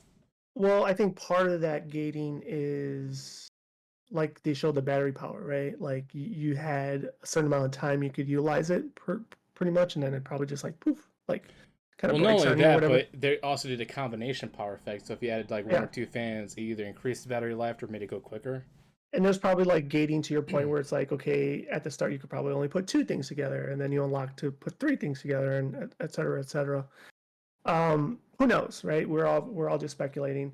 But yeah, that was like so cool. And then the weapon fusion, a little unorthodox, a little like crazy, because they had, what was it, the stick and the boulder or something. Oh yeah, Like, to make a hammer. I'm like, what is this? I'm like, and then I was like, it's just some of it, like, I'll admit, is probably gonna look stupid dumb, but some of them was cool. Like when they did the spear, and also like a kendo stick or whatever it was, and then they made this really long form weapon, which I was like, okay, that's cool. They Um, basically just made a mace and a pole arm. That's all they did. well, yeah, but the fact is, like what I'm saying is, like, the fact that you were able to take those 2 items and just make something like that is just cool. And even the far-fetched items like the stick and a boulder, like, it's like, what? Like, okay, I mean, it's obviously a fantasy type game, but like, this is a little far-fetched. But you know what? We'll, So is we'll run with freezing it. enemies and locking them in midair. But I mean, it's a game. That's what I'm saying. It's a game, so it's like, but so yeah, those components were like huge. But the other thing for me that was really jaw dropping, I guess, a little bit, and I'm sure you kind of want to really touch up on this point, was when they did recall back to one of the Sky Islands, and then he got knocked off, and then he started free falling, and just like how massive that was. I mean, we already know how big the game itself was anyway. So now you throw in the element of sky. Now, granted, you're not getting the same amount of land mass in the sky that you do on the ground. Let me fine tune what I'm saying there. That's why I didn't interrupt you. I was letting you finish. Yeah, I mean, the sky is 1-to-1 ratio to land. I get that. But what I'm saying is the amount of land mass you have in the sky isn't the same amount. Right? You're with me? But on top of it, they didn't really touch upon it in the gameplay, but I think it is pretty much all but really confirmed. There's also an underground, right? But the underground too is not going to be the same amount of space as just your normal, we'll call it ground level, or amount of land. So maybe with the sky landmass and the underground landmass, they might kind of maybe add up and equate to the regular land. I don't know. I think you're underestimating the sky, because when you actually seen the gameplay, it wasn't just like a little island on the ground. It was actually a multi-layered, like an MC Escher painting, because you have like 7 different like landforms on top of each other, making a vertical level where, and some of them are pretty massive. Like the one he fell off of looked like an island itself, like an actual massive island. I'm with you. I did notice that, but like it would be interesting to see. Maybe they'll release these details closer to the date, but like hypothetically, if you put all that sky mass together, how much of it would fill up like the regular land? I would say probably like half. And that's my point. More than a quarter. Yeah, and that's my point. Like, it's not going to be a 1-to-1 ratio. If they did, that'd be a problem, because I don't think the Switch can handle that. Well, but not only that, but like, it doesn't have to, neither, because the fact that you just had that whole biodome of the complete sky with as big as the landmass is, the world is to begin with, is just fucking huge. Like that was, to me, a little mind-blowing. To me, when I look at this, I don't look at this as an official Zelda game. I'm almost looking at this as like a Zelda sandbox, where it's just a creative free roam. Because, like, basically, when you're looking at this, and this, I'm surprised you haven't mentioned that, because I know you went on tangents before about durability. I would love to see more durability. The crafting either increases or decreases durability, like the pole arm that you've seen, the stick and the other stick being combined. Mm-hmm. Even though it had more reach and it did slightly more damage, it broke a lot quicker.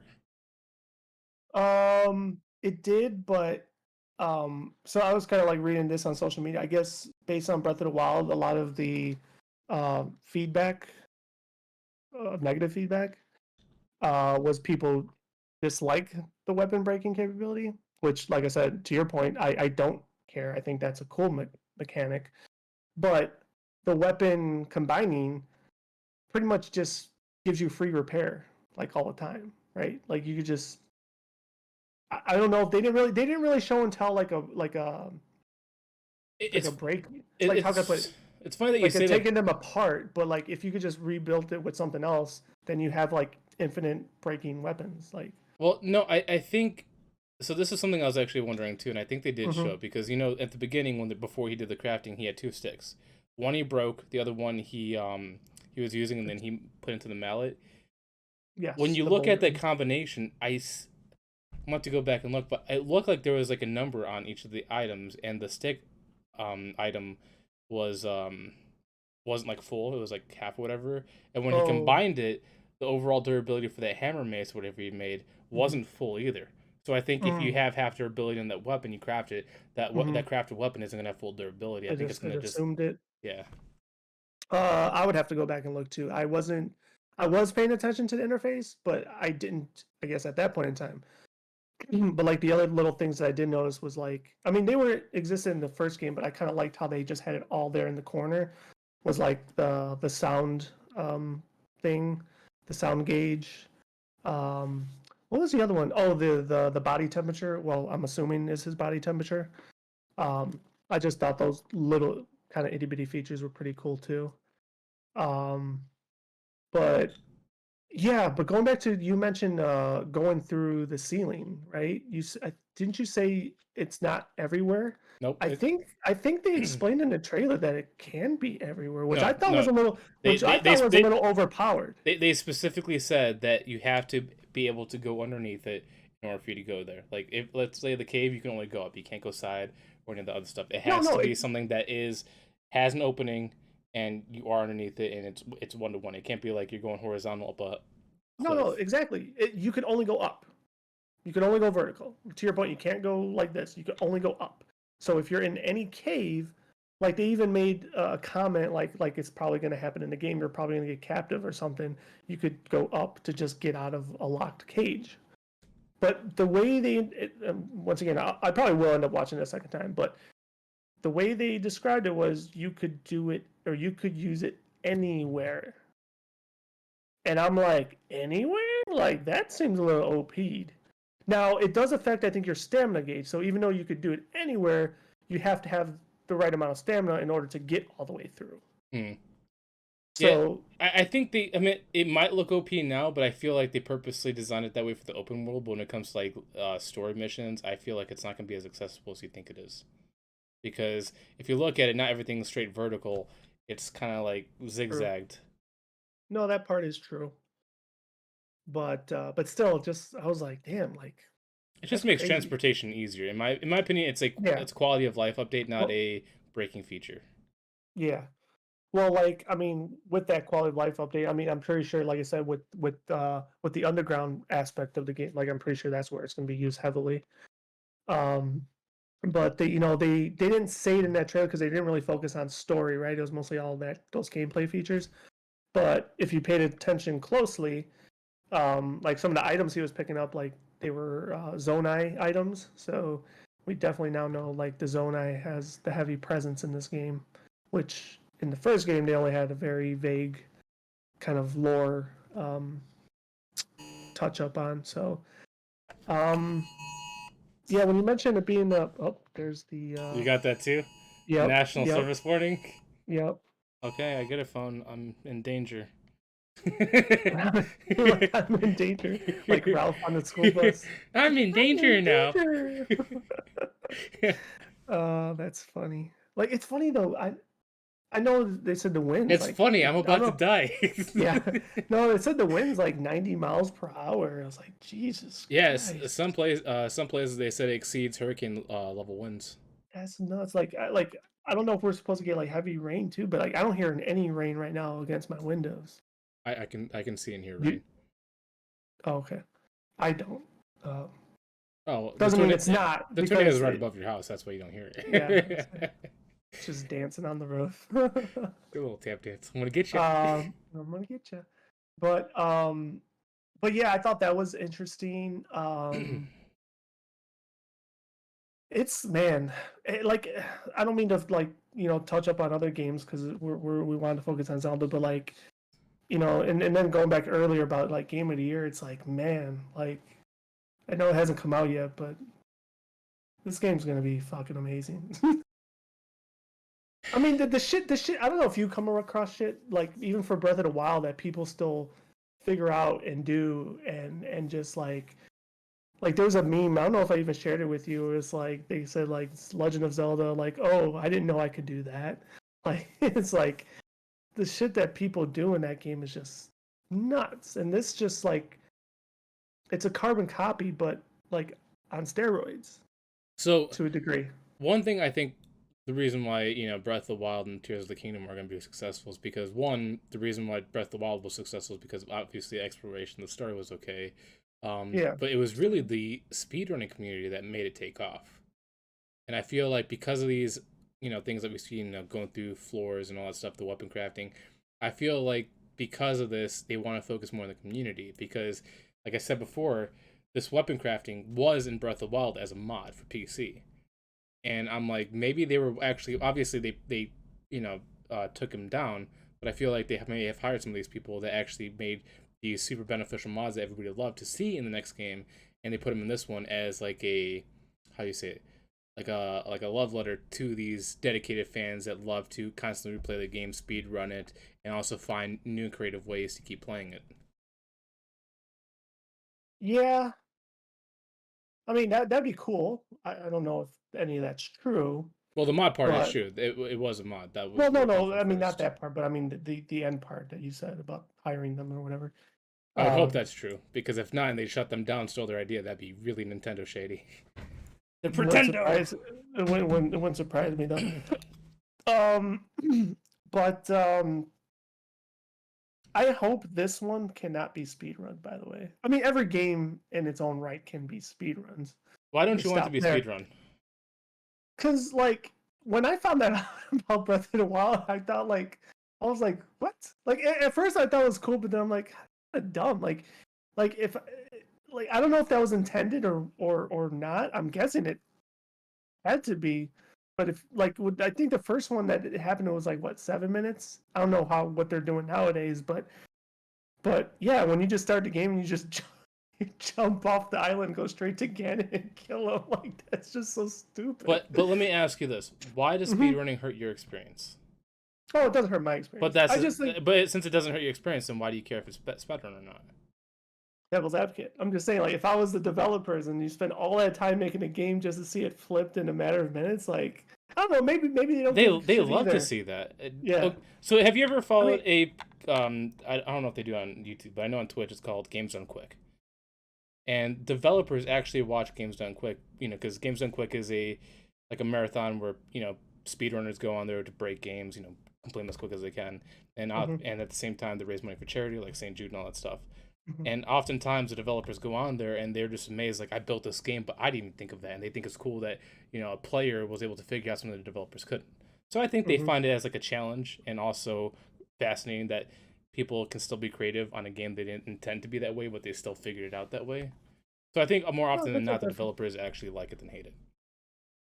I mean that's another way of looking at it, and that's cool too. Like, if they are applauding, what they couldn't figure out, because let's be honest, none of the shit's tested. I mean, it is, but like it's like a paid group of like 20 people that are not as good as those players. Don't underestimate QA testers, because QA testers spend like not just hours, but like hundreds of hours going through the whole entire game to find like glitches, like fall through spots, item breaking stuff. Like, you might not think they're doing speedrun stuff, but the amount of testing they go through is insane. Oh, I've seen some mini docs on them. Like I think it's almost like some of them are yeah, to your point, they're very laborious, and to some aspects maybe a little they're probably breaking labor laws doing those hours that they do, to your point. But that's in a different country, so we don't have to worry about that.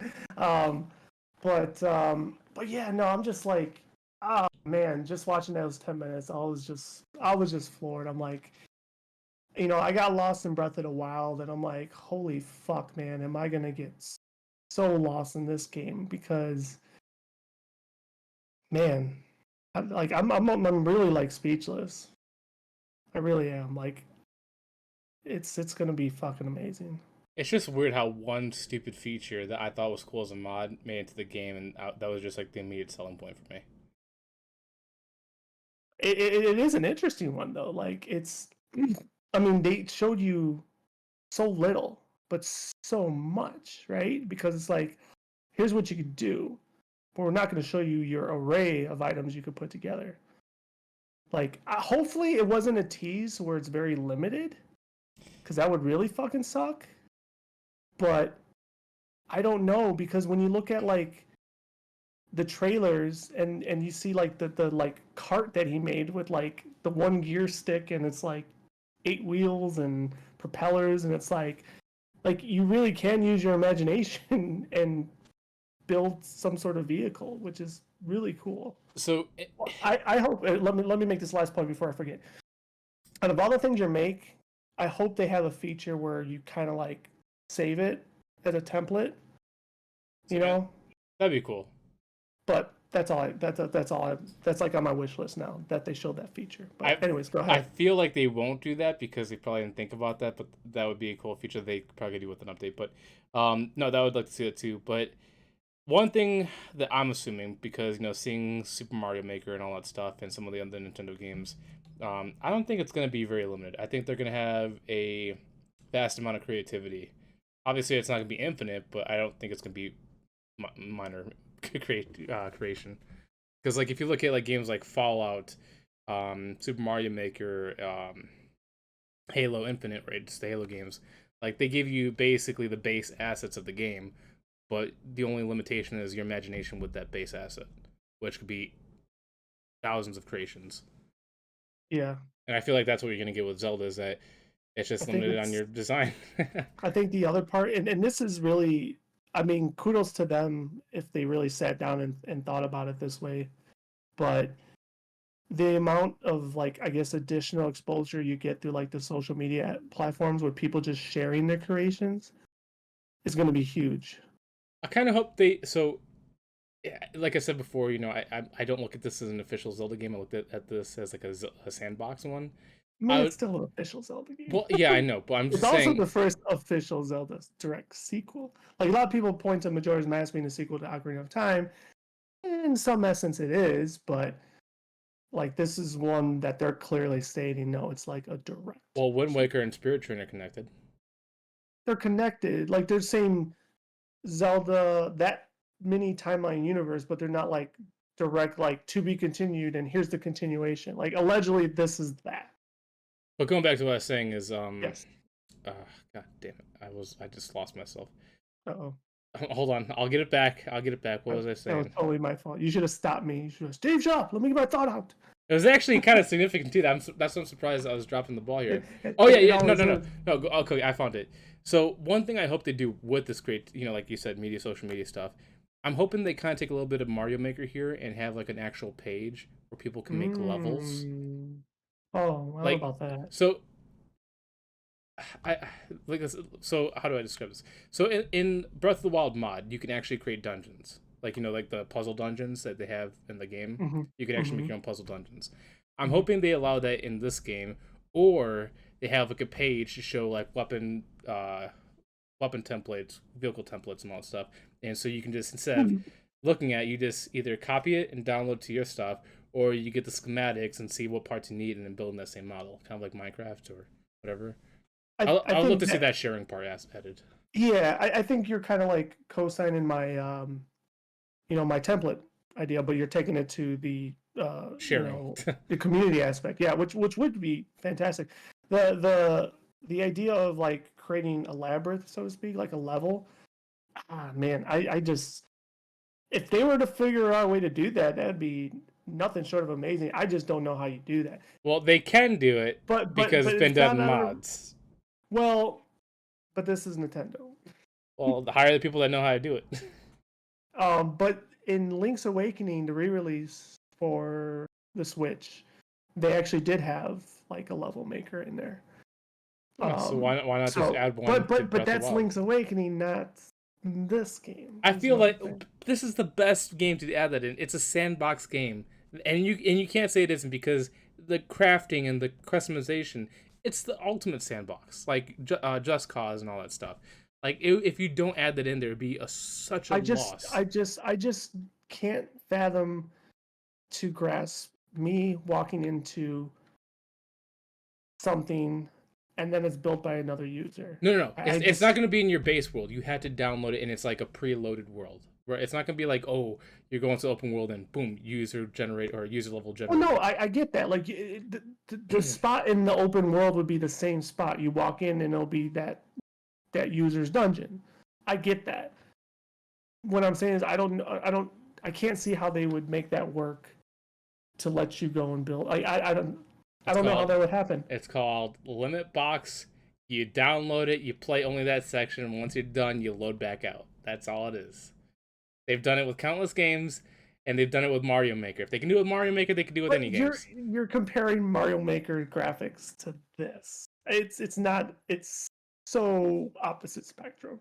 So think of Pokemon. That's like saying you take a little loading zone. I want to jump into a painting in Mario Odyssey and load somebody's made world made in Mario Odyssey. That's kind of what you're suggesting. No, what I'm suggesting is it's a little dungeon that's limited in space that you can load into. It's not you're rendering the whole world at once with this I dungeon in know it. it's not the whole world. They I, can I, I do get it. I get your concept. I just still I can't see it. I'm still sticking to my guns here. Your guns are weak. You're shooting with pea shooters here. You're shooting water guns. But they're filled with vodka. Uh, um, look, man, I'm not against it. I'm not against it. I'm just saying, like, I don't see it happening. Oh, I don't see it happening either. I feel like that's just too friendly for the community. Nintendo doesn't care. No, it's just I don't think it's that. I just don't think they think they could do it. See this once again. I'm gonna go back to the what if. I would love, like, obviously people would say, "Oh, I want to get the CEO on there." I would love to talk to the developers of this game and understand like their inspiration, where they got it from, if they really did take it from the mod, or if they hired people that made these I mods. don't think you would ever get them to admit that, though, even if they did. Maybe, but I feel like maybe you can press a little bit and get a little bit of like background details with them being vague, but just like ask them certain like questions, because I'd love to understand I like mean, I think the way you would ask them is how were you inspired to come up with this concept? Like how much you did get them Nintendo pay you to to steal? it's like you get them to think it's their idea when you know it wasn't, type thing, and see if they accidentally let it out. Yeah, that's why you say, Uh, how did you get inspired to do this? That's it. yeah, yeah.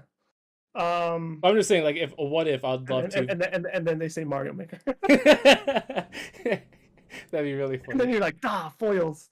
I'm just saying I would love to be able to talk to him, because like this would be one of the games I feel like you could have like an hours long conversation about, like just breaking down the game. At the least. But yeah, it just makes me also wonder, like, is there possibly anything else they're holding back? Oh, I think so. Like, I think they're gonna do DLC like they did with the last game, and I think that DLC is gonna even add probably. more landmass like they did before. And with that, maybe more customization that they didn't think of. Like they hinted more possibilities of actual like ships, not just like little hovercrafts, but like actual ships in the Oh, sky. that'd be fucking badass. Yeah, you're a pirate in the sky. Although I don't think I ever recollect any type of Zelda having a ship. Wait, Minish Cap. Did they have a ship in Minish Cap? I don't remember I don't know. most I of the can't Zelda think. games.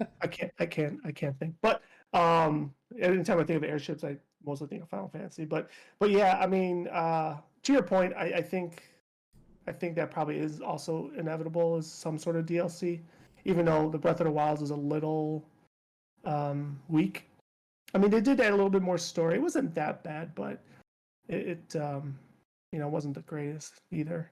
Well, see the I kind of want to talk about the story, because Mm-hmm. like I said, I didn't finish all of Breath of the Wild. I think I got like halfway, but I did Mm-hmm. see gameplay of the DLC, like like Let's Plays or whatever. Mm-hmm. I As much as you say the DLC isn't important, I feel like it Mm-hmm. actually changed the world for Tears of the Kingdom. That's why you get the islands and all that stuff, and spirits, kind of changing the environment, because that's kind of what happened in the DLC, is it changed the landmass. No, the DLC was more they The Guardians, I should say, not the spirits. yeah, the Guardians. Well, yeah, the Guardians. They brought back the original ones to the present to have like the Uber battle. Yeah, but also Um, when they did that, you remember all those things falling from the sky hitting the ground? It I was have to one go the back and what were those red guys called? The one that kind of looked like a fish but a dog at the same time. the red guys. I have to look up the character's name, but you keep talking while I look up their name. Yeah. So the thing about the Breath of the Wild is another reason why I think I loved it so much, despite the speedrun part, is that it was non-linear, right? So because it was non-linear, it was also harder for storytelling, right? So the good thing is, though, you could pop it back. Like, I could go pop it back in, and you could rewatch like all the cutscenes and stuff. So um, I think you could kind of like watch them in a particular order. And then the DLC, it did help a little bit, because I think the DLC helped with the ordering of, like, taking the nonlinear aspect out, so it kind of helped with the ordering of things. But I also need to finish Hyrule Warriors, because I know Hyrule Warriors ironically did a better job with storytelling than the regular games, which is pretty funny. So the character I was looking for, it's either Mifa or Mifa. That's not a bad guy though. I never said it was a She's. bad guy. I'm saying Oh, that I when thought they you said descend, bad guys. no, no, no. I said when they descended from the sky, causing it was, I think it's a she. When Yeah, she descend, she's a Zora. yeah, when she and her It's a people princess. descended from the sky and they had that battle, there was also other things that fell from the sky, and that's what kind of gets like the little floating I thought the landmass. thing that falls from the sky were just um Ganondorf's baddies. It was both of The them, but that's where the battle. the calamity was falling. The bad guys. But it was both of them, and that's where the battle happens. That's where you also get the floating islands from. I have to go back and look. Well, But I remember that being introduced in the DLC. Like you see some of the floating islands in Breath of the Wild because of those um, DLC characters. yeah, I have to go back and check. I mean, I don't remember that, but I'm not calling you a liar. It's also been a long time too. It's also been a long time. That's what I'm saying. So, like, I know, before you said you were sold on this game, that you wanted to replay or at least finish Breath of the Wild.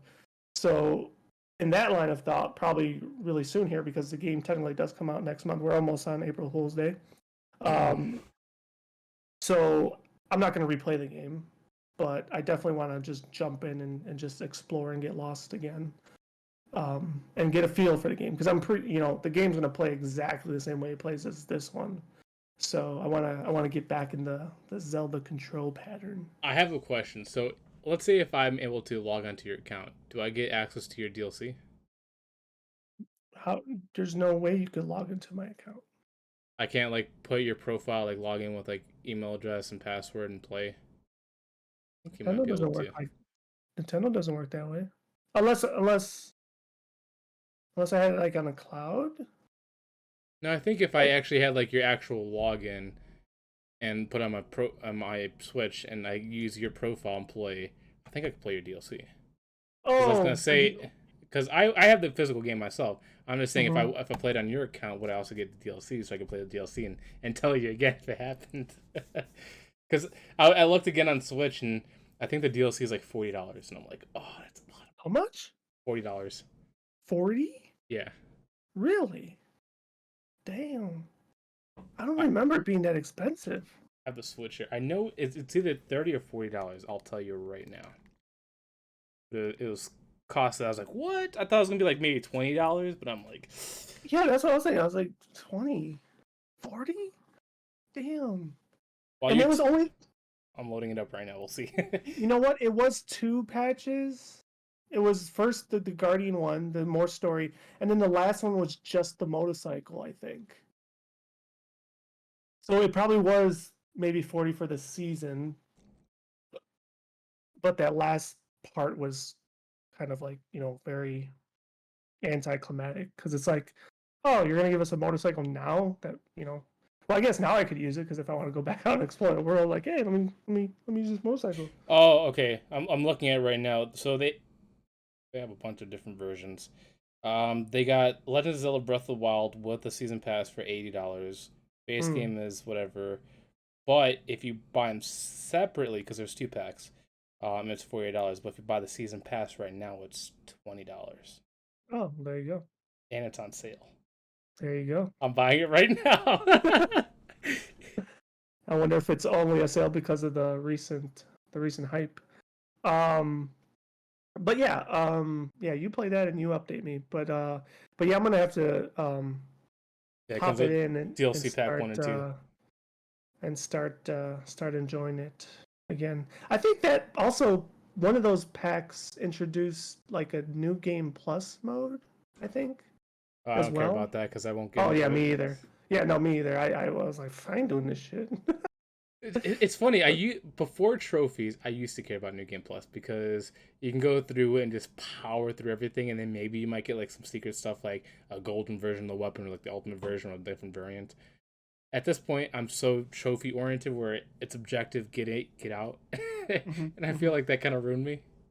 And then some new game, well, most new game pluses they allow you to roll over certain things, but not everything, and that kind of sucks. But But yeah, I'm trying to think of what else to bring up based on what they showed. I'm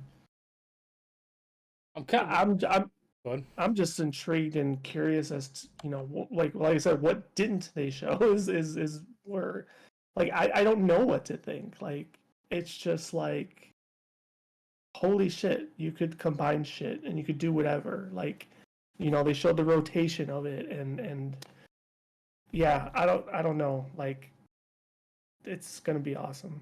I wonder how much what was it called? Hyrule Warriors? No, it's not Hyrule Yeah, Warriors. There's yeah. another name to it. No, it's Hyrule Warriors. That's all it's called? Yeah.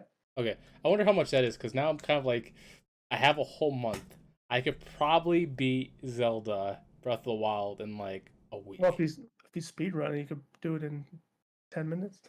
Well, no, I'm saying like go through the story like casually. I could probably be the the within a the week the, without the, doing the, the right way, collectibles. yeah. Because if you rush scan and you don't get the story, um,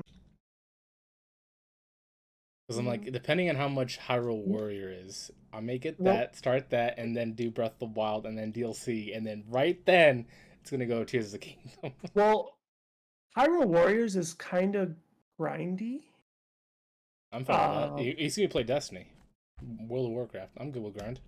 well, yeah, no. I'm just I'm just letting you know. I mean, that's didn't mean for it to come off negative. I'm just saying it's kind of grindy. So when you say grind, you're Um, talking about like, you have to do the scenarios to get levels, or do you have to get certain like materials to get weapons? every character. Okay, so there's a lot of characters. Actually, I don't even know if I've unlocked all the characters.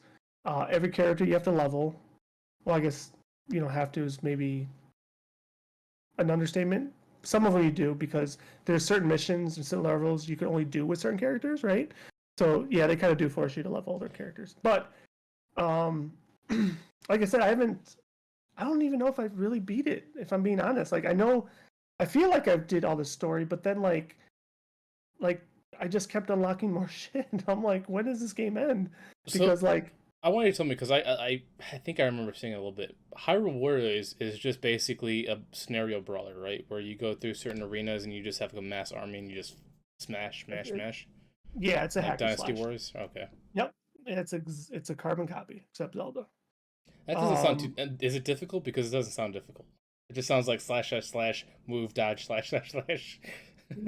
no, it's not It's just grinding, difficult. I think tedious. I honestly, like I said, I wish I had someone to play with because I felt like the few times that I did, it was more fun that way. Because if when you do like the solo missions, like I did fail some because you'd focus on your one character doing around blah blah blah, and then you would get separated, and then you'd have to toggle through them. And if one fails that was pertinent to your mission, and you weren't controlling that character, well, now you failed. So that kind of sucked. You said that Versus, doesn't have online, right? don't think it does. I have to quadruple check. If it has online, you want to play through it? I mean, I'm down. I'm not too sure. I mean, I don't know about play through it all again because I Well, don't know about that. from But beginning to end of story, not 100%. I could probably we could rewatch the cutscenes together. there that way you don't have to play through it. Well, I want to play Um, through it. If I want to buy, I yeah. want to play through it. Wait, hold on. Yeah, I don't know if it has online. I mean, unless you want me to go run right now and grab it and check the back of the box. That'd be. I'm looking right now to see if GameStop has it. Hyrule Warrior is spelled H I No, nope. hi. Oh, it's HY, right? HY. And then rule. Yeah. Like rule Oh, burger. it's called Age of Calamity, you dingus. It's not called Hyrule Warrior. It's called Hyrule Warrior's Age of Calamity. It's Thank you. not Hyrule Warriors. Okay, I didn't get the subtext. Ooh. The subtext is important because they have another Hyrule Warriors game. What's the other one called? Hyrule Warriors. Oh, yeah, they did have one Yeah, yeah. on Wii U, right? It was either the Wii or Wii U. I forgot about that. I didn't play that one. Oh shit! It might be $20 to get Hyrule Warriors. Buying it right now too. You're right. Yeah, Wii U, Hyrule Warriors, the OG. Yeah, I didn't play that one. I said, fuck that noise. Apparently, they have a definitive edition too. No, yep, Age of Calamity. My bad.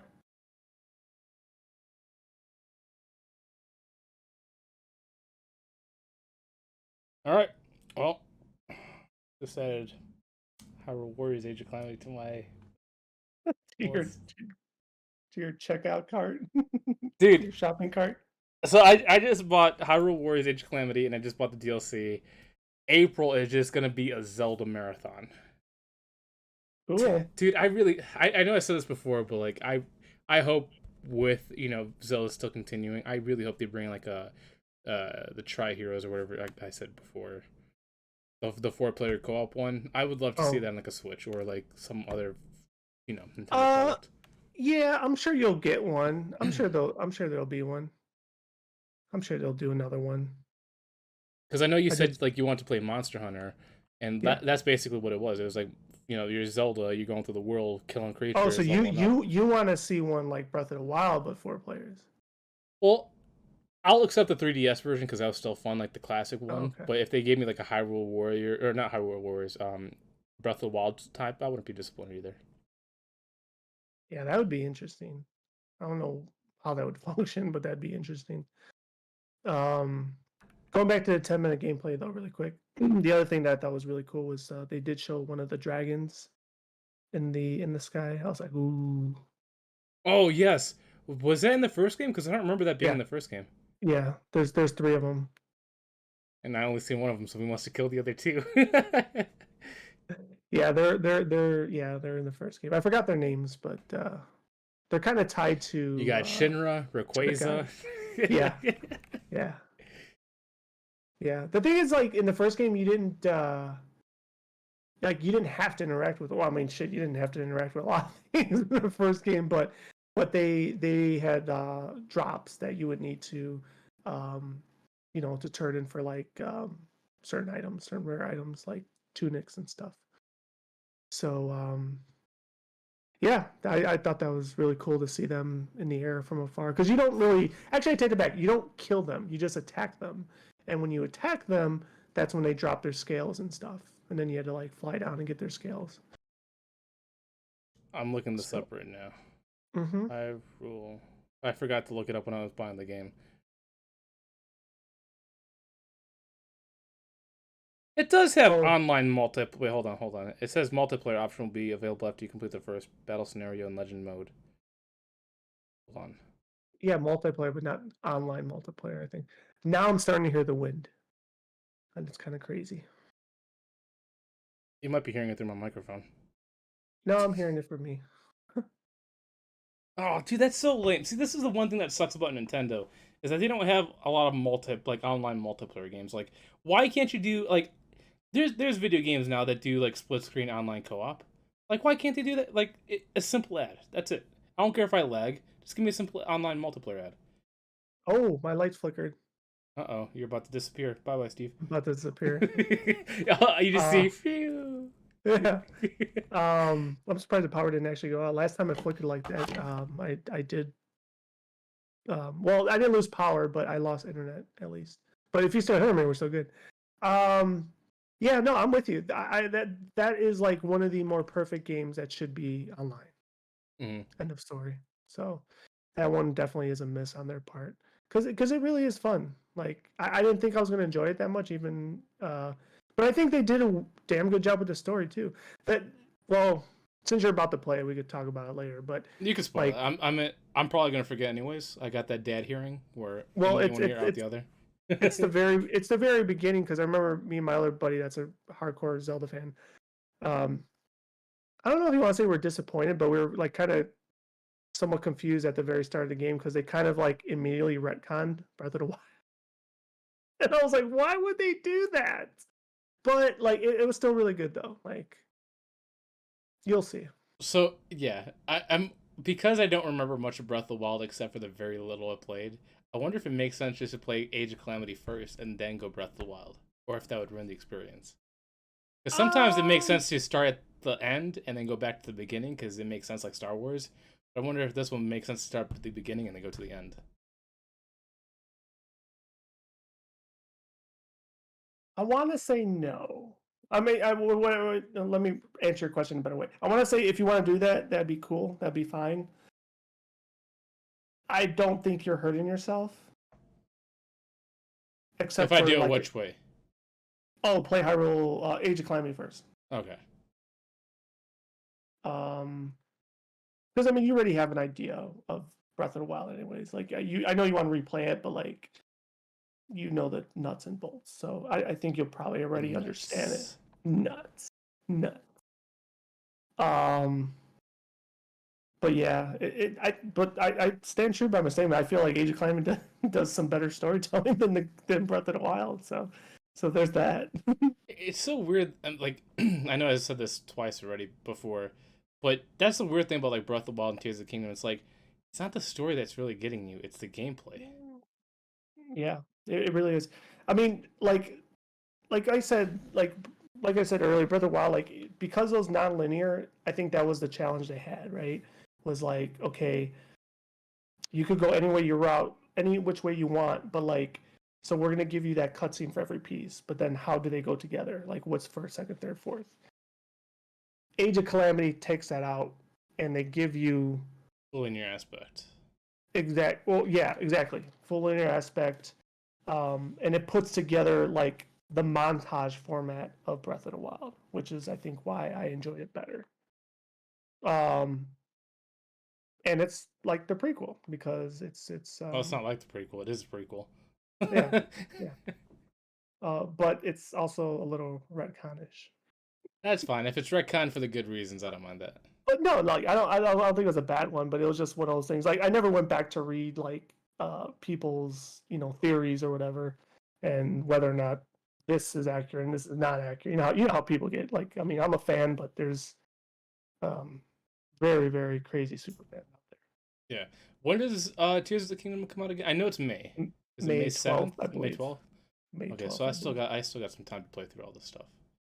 Yeah. Dude, you said you bought the Pro controller, right? For the Zelda Tears of the Kingdom one? Yes. I was really tempted on doing that, but I'm like, I already got two. I don't need another Oh, you one. already have two. I don't. I don't think I own any. Wait, do I? Yeah, I don't think I The own any. the Pro controllers once you go Pro controller, you can't go Joy-Con. Oh, really? Okay. Like if you play like obviously Mario Party, you want to use Joy-Con because it's better that way. Like party games like that. But like when you're playing an actual sit-down game like Zelda, Mm-hmm. Pokemon, whatever, Mm-hmm. Pro controller all the way. There's no going Gotcha. back. Cool. Yeah, because I know I bought um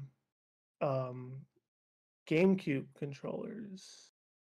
Speaking of which, I need Uh, to buy that because I bought the online. Apparently, you can actually use the SNES, GameCube, and the other ones to play the old games, the digital ones. Wait, what? So you know how like Nintendo gives you the online emulated version of like NES, SNES, Nintendo 64. Yeah. They Oh, have you mean the classic controllers? yeah. You can if Yeah, you get like a the OG USB ones. versions, you can plug it Yeah, in yeah, and play with the classic default yeah, control. yeah, yeah, yeah.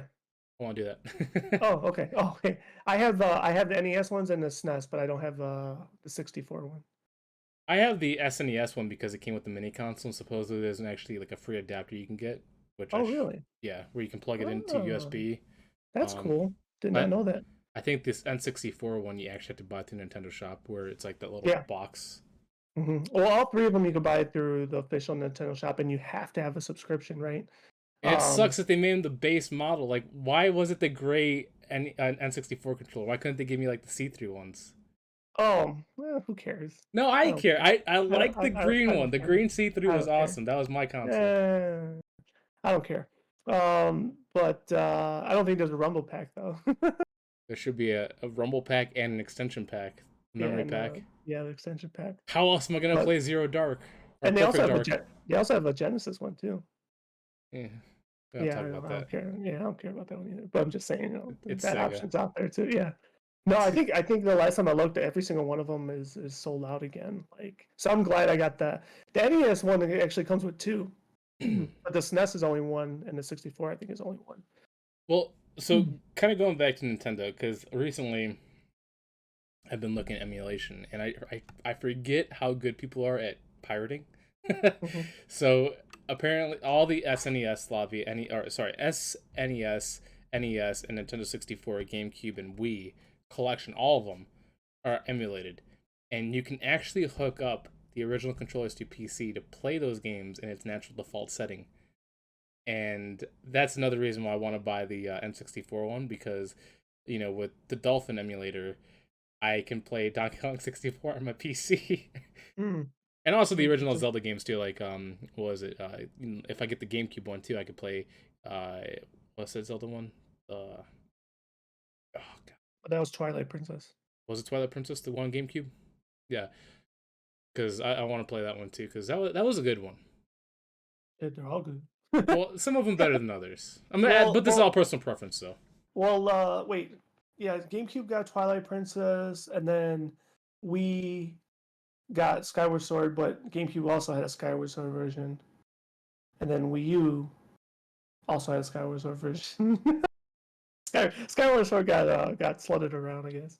Arguably, though, the one on the Wii was the best version of it, because the controls were just. Oh yeah, hands down. Yeah, hands down. Yeah, for and luckily sure. for me, I actually have a USB sensor bar, and I could actually play that emulated on my PC.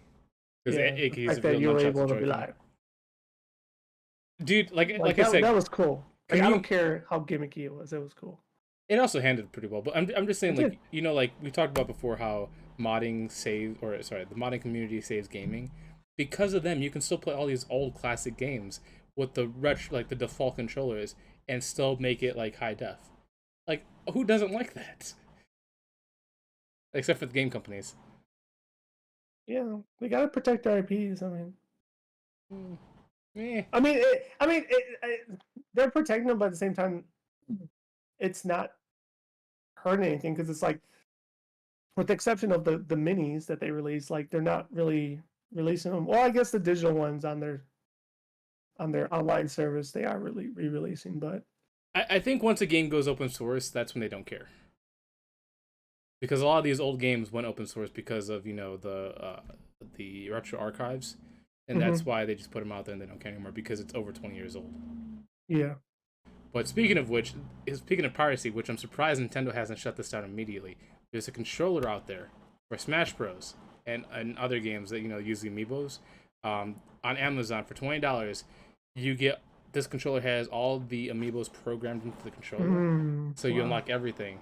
And I'm surprised Nintendo hasn't launched a lawsuit against that. Wow. Because that one to me sounds like ultra pricey right there. That another company is selling it for $20. It comes with all their data from those amiibos that are actually useful in a lot of games.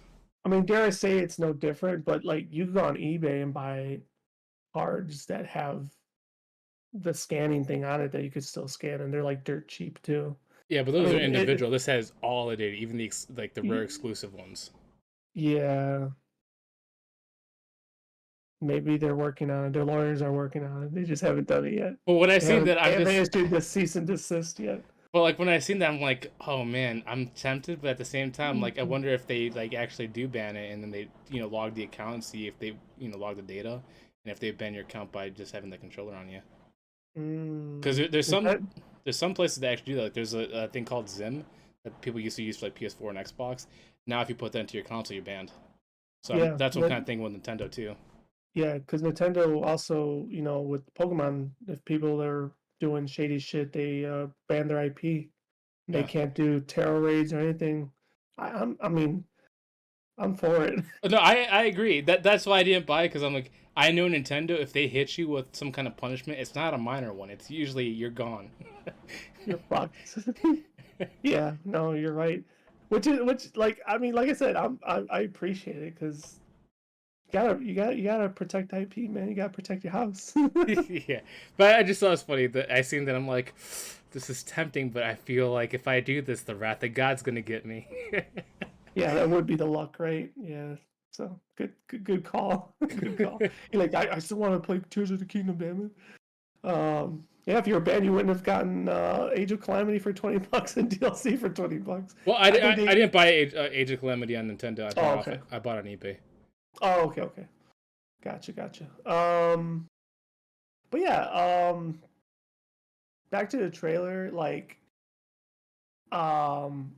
I think they showed it on that one, or I think it was a different one afterwards. They showed, like, going back to like the fighting, and I was talking about like the aerial vehicles. Someone posts like, "Oh, now we have to look forward to this," and it was like, Link on some sort of hovercraft thing. and he was fighting one of the ancients with the lasers. It was like I was like, oh man, I am not looking forward to something like that. That's gonna fucking suck. I wish I could remember correctly, but in the trailer they actually, or that little demo, they showed him versing a boss, but he was able to freeze the boss somehow. With some, you know how like he has, that was pretty loud. How he has like the chaining ability to lock up somebody in place. He the also had, stasis. yeah, he also had one to lock a like a giant ogre boss. I'm like, that almost feels like you're Oh cheating. yeah, yeah. The in Enox, I think is what they're called. Yeah, you were able to do that in. I thought you were able to do that in the first game. Could you? Yeah, I'm It just pretty seems sure. weird that you can lock a boss. I feel like that's one of the ones you shouldn't be able to do. Um, you can, but they're locked for a very shorter period of time. Well, yeah, obviously, but that's short. Well, like I said, I'm not gonna judge It's it. more. It's almost more like of an interrupt than a lock. Oh, like And if then they're that doing and like an attack, you want to make sure you lock them because if not, you're done. I Okay. know something like that. And I guess depending on the situation, yeah, that particular enemy could be considered a boss, but in reality, it's just another mob. It's just a lot bigger. Um, but yeah, man, it's gonna be an amazing game. That's all I could say. Can't wait. Um, it's gonna eat up a lot of my time, and I'm probably gonna take off that Friday, maybe even Thursday if I do a midnight Wait, so is it launch. launching on Friday? The actual release date is on a Friday. I think that May 12th is a Friday. See, that whole weekend's not. I'm gonna no life it. Same, same. I okay. I pre-ordered. Yeah, I'm gonna say I pre. So where I pre-ordered it was Ridgeland, and so far they didn't say any midnight release. But did you pre-order at a GameStop or did you go on I Nintendo?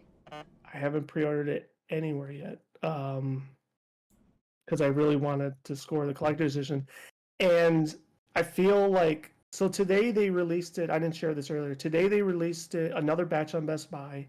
They released it on Walmart, Target for the first time, and Amazon for the first time. I missed out on all of it, and I think this might have been the last wave. So I'm kind of upset. I wouldn't say that just yet because Best Buy has been restocked 5 times with all of it, like the Zelda Switch, the Pro Controller, the games. So I wouldn't say it's the I last one. I, I don't know. Yeah, I don't know if this is factual, but I know it's their second restock because uh I think them and GameStop were like the first two entities, and Amazon's theirs first was today, and I think same with Walmart and Target. I'm not even gonna fuck with GameStop because there's people already rumoring that they're already getting ghost canceled without getting emails. So fuck GameStop. Um, As much as so, I'm only saying this because I know people at GameStop. yeah. This is 100% true that happens, but because I'm connected with some of the people there, I know my pre-order won't get canceled. Hmm. So that's why no fuck GameStop. I love them. Well, sorry, they're going under no matter whether you like it or not. Oh, they're gonna Um, go under. Like, there's like I think I mentioned this before. The person that yeah, you I did. that was been going to for like 10 years is gone now, and I was like, oh, it's sad Hmm. she's gone. Yeah. No, I mean I'm not saying like they deserve to lose a job. It's not their fault. You're It's often heartless. You're saying they need to die. no. It's I mean it's the company's fault. Not even Reggie could have saved him. Remember, Reggie was trying to help him. He was on the board. Remember that? I Like believe like like he a might have year or ate some something kind ago. of board. I don't know what he was doing. Yeah, he was on something. They hired him to do something, but even Reggie's like, I can't save you guys. Boost Nintendo sales. Amiibos, amiibos, amiibos. um, but yeah, so I haven't reserved it yet. Hopefully you're right. Hopefully there are more waves. But here's the problem though with all these waves is it's still I firmly believe there's still just a lot of scalpers gobbling them up because it's all over eBay for like twice the price, So So yeah. there's scalpers, but I think there's not as many as you think there are because with the console scalping, a lot of them got hit really hard financially. Like I told you about that warehouse that was intercepted for like 1,200 PlayStation systems. They're trying to sell it for like over like for $800, and no one would sell it, so they eventually had to get them away for $200 because no one was going to Mm, pay above market resale price for offhand systems. mm, So I think scalpers, because of these rules that have been put in place recently, I think a lot of them got hit hard where they're not taking risks like that anymore. Hopefully. Um, but um, but yeah, hopefully I do get my hands on it. If not, um, What comes in the obviously I'll collector's put it in edition? it's not as good as the first one. It's like a steelbook case. I think like some pins or something. Uh, an art book and a poster. I think that's it. It really isn't that glamorous. How much is it? 130. Oh, that's not too bad. I thought it was like you're gonna say 149 for all them. Like, eek. No, 130. Because you got to remember the base game itself is $10 more as well. So it's like you're paying $50 more. Yeah, But but that isn't too bad. Like the art book itself is probably worth that at least. Like usually art books go for crazy expensive money, so that pretty much makes a difference. yeah, I actually kind of like the steel book that they have. Like I don't know the meaning behind the artwork on it yet because that's probably going to be revealed during the game. But I just think it's a cool looking one. So I know games going back to GameStop, they have their own exclusive pre-order because you said you pre-ordered already, right? You're supposed to get like some sort of like Yeah, you get a wooden thing. Yeah, you get a wooden thing. I was like, dude, a wooden thing? I want a wooden thing. So how do it's over there in my closet. So it's basically the size of a case. It's not that big. Yeah, And all it has just a logo on it. That's it. Yeah. Like Tears of the Kingdom etched in wood. Yeah, I mean, still a cool little novelty thing. The Japanese or well, yeah, I guess it was Japanese. The Asian pre-orders, they gave a fork and a spoon with Legend of Zelda carved into the neck. I was like, oh, wait. I'm like, wait. Are these region locked? Like, can I buy this one? Like, because I kind of want this spoon and the fork. It would be funny if they just gave him like a stick and it said Zelda Boink, and then that was it. Oh, or branch. They give you a twig with a rock and a string next to it. Tie it up. Go ahead. I dare you to craft it. There's a miniature hammer. That'd be a funny bonus. But I hope you score. I do get alerts all the time for Best Buy. I actually probably should have gave you my alert because I have an exclusive with them. But if I see one, I'll probably cancel mine and probably get the collector's edition if it's really 130. And then if I see another one, I'll send you a link. Yeah, I've been. I'm really upset that I missed it today because I went out to lunch, and that's when I was looking, and then I got back to my desk and started, nom nom nom nom nom, and then I started looking again, and I refreshed Best Buy, and it said add to cart. I was like, and then it's like, okay, you're waiting in line. I'm like, oh my god, and then I said, oh sorry, sold out. I'm like, son of a bitch. Like, if I probably did this 1 minute earlier, I would have it. And then that's when I started going back on Twitter, and it's like, it's up at Walmart, it's up at Target, it's up at Amazon. All gone already. And that was in a matter of like 14 minutes. So later on, I'm going to give you two guys to follow because they're really good at doing like a second by second update. Because usually when you see it from like main headlines, they're already sold out. They're already gone. There's I'll message you them later, but they're really good. That's how I like snagged all my collector's editions or exclusives early because somehow they get the second by second updates. Cool. Is one of them Wario 64? No, the Wario 64 I use for deals. Okay. Hold on, I'll tell you. One of them. He's actually a good guy too because I think he does other things. Jake. Yeah, give him a shout out. But yeah, I'll probably follow them. But usually, like, I mean, you know this probably just as much as anybody. Like they'll usually give you when they find the actual live link, they'll share it, but it's not live yet.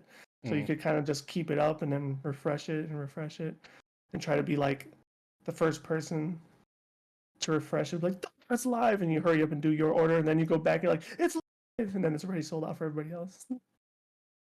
I have to go through my following list because I forgot their actual name, but there's two guys. I'll send to you because they're really good at the live updates. But Warrior 64 isn't bad either. They usually post a lot of good deals, but sometimes they post links to sites like Amazon. Like, if you ever seen an Amazon link, never click it because usually it's like one of like those second or third hand sellers that are usually marking up the price and it's a wrong edition. Yeah, I mean, but I would be able to. be able to recognize that though if that was the case. Yeah, but sometimes like you look at it, you're like, oh, that looks really good, and then you realize it's Yeah. actually like a reseller, and it's not that good. Yeah. His name is Jake Randall, YT. Jake Randall. So if you do, his at name is Jake underscore Randall underscore YT, or I guess you could just type in Jake Randall. He's great if you want like, day and date stuff. Like recently, he just tweeted out, for the Zelda amiibo and all that stuff when to get it. So he's a good guy. I got that one too. I got, like I said, right now I got all the Zelda stuff, all the Tears of the Kingdom stuff, except for the collector's edition. You said you bought the Switch too, right? Yeah, I bought the Switch too. Dude, that Switch stock looks awesome. It's like white with the gold engravings on it. Yeah, it looks really. And then the Joy-Cons are gold too. It makes me almost not even want to use them though. The Joy-Cons look like they look they look ugly. I don't like them. You don't like them? I think they look alright. It sucks that the only thing that you get customized with the Switch, which makes it almost pointless to have, is that the Switch isn't customized. It's the dock and the Joy-Cons. Why can't they just sell that separately without the Switch? I thought, well, Nintendo doesn't, but they have aftermarket stuff that's sold, don't they? Usually they're upscale price. Like the collectors or the Switch is $359 for that, but they don't sell them like normal stores for just dock and Joy-Con. Oh yeah, I'm with you. Because that's the only reason to get it is for the dock and Joy-Cons. That's it. Well, in this case, it's an OLED, but no, I understand your point. That's true. It's kind of similar to like PS5. You just want the plates and that's it. See, that's why as much as I like to diss PlayStation, I like the fact that they made the plates not the actual console, so you can still buy that exclusive skin, but not the price of a console. I just feel like Nintendo needs to do that because you're not buying an exclusive console; you're just buying exclusive dock and Joy-Con. Yeah, but that's just me. True. I'm just being picky. That's true. No, you're not wrong. Also, you are not wrong. Ninja, thank you for that. Ninja stopped by. Thank you for that. You're just like, thank you for that. I thought he said something, and I was reading, and I'm like, oh, that's something else he gifted. But I thought it was like something for Zelda because he did that. Hey, it was gifting you extra money for Zelda. Yeah. Other than that, like I feel like I touched up on all the points that I needed to or wanted to. I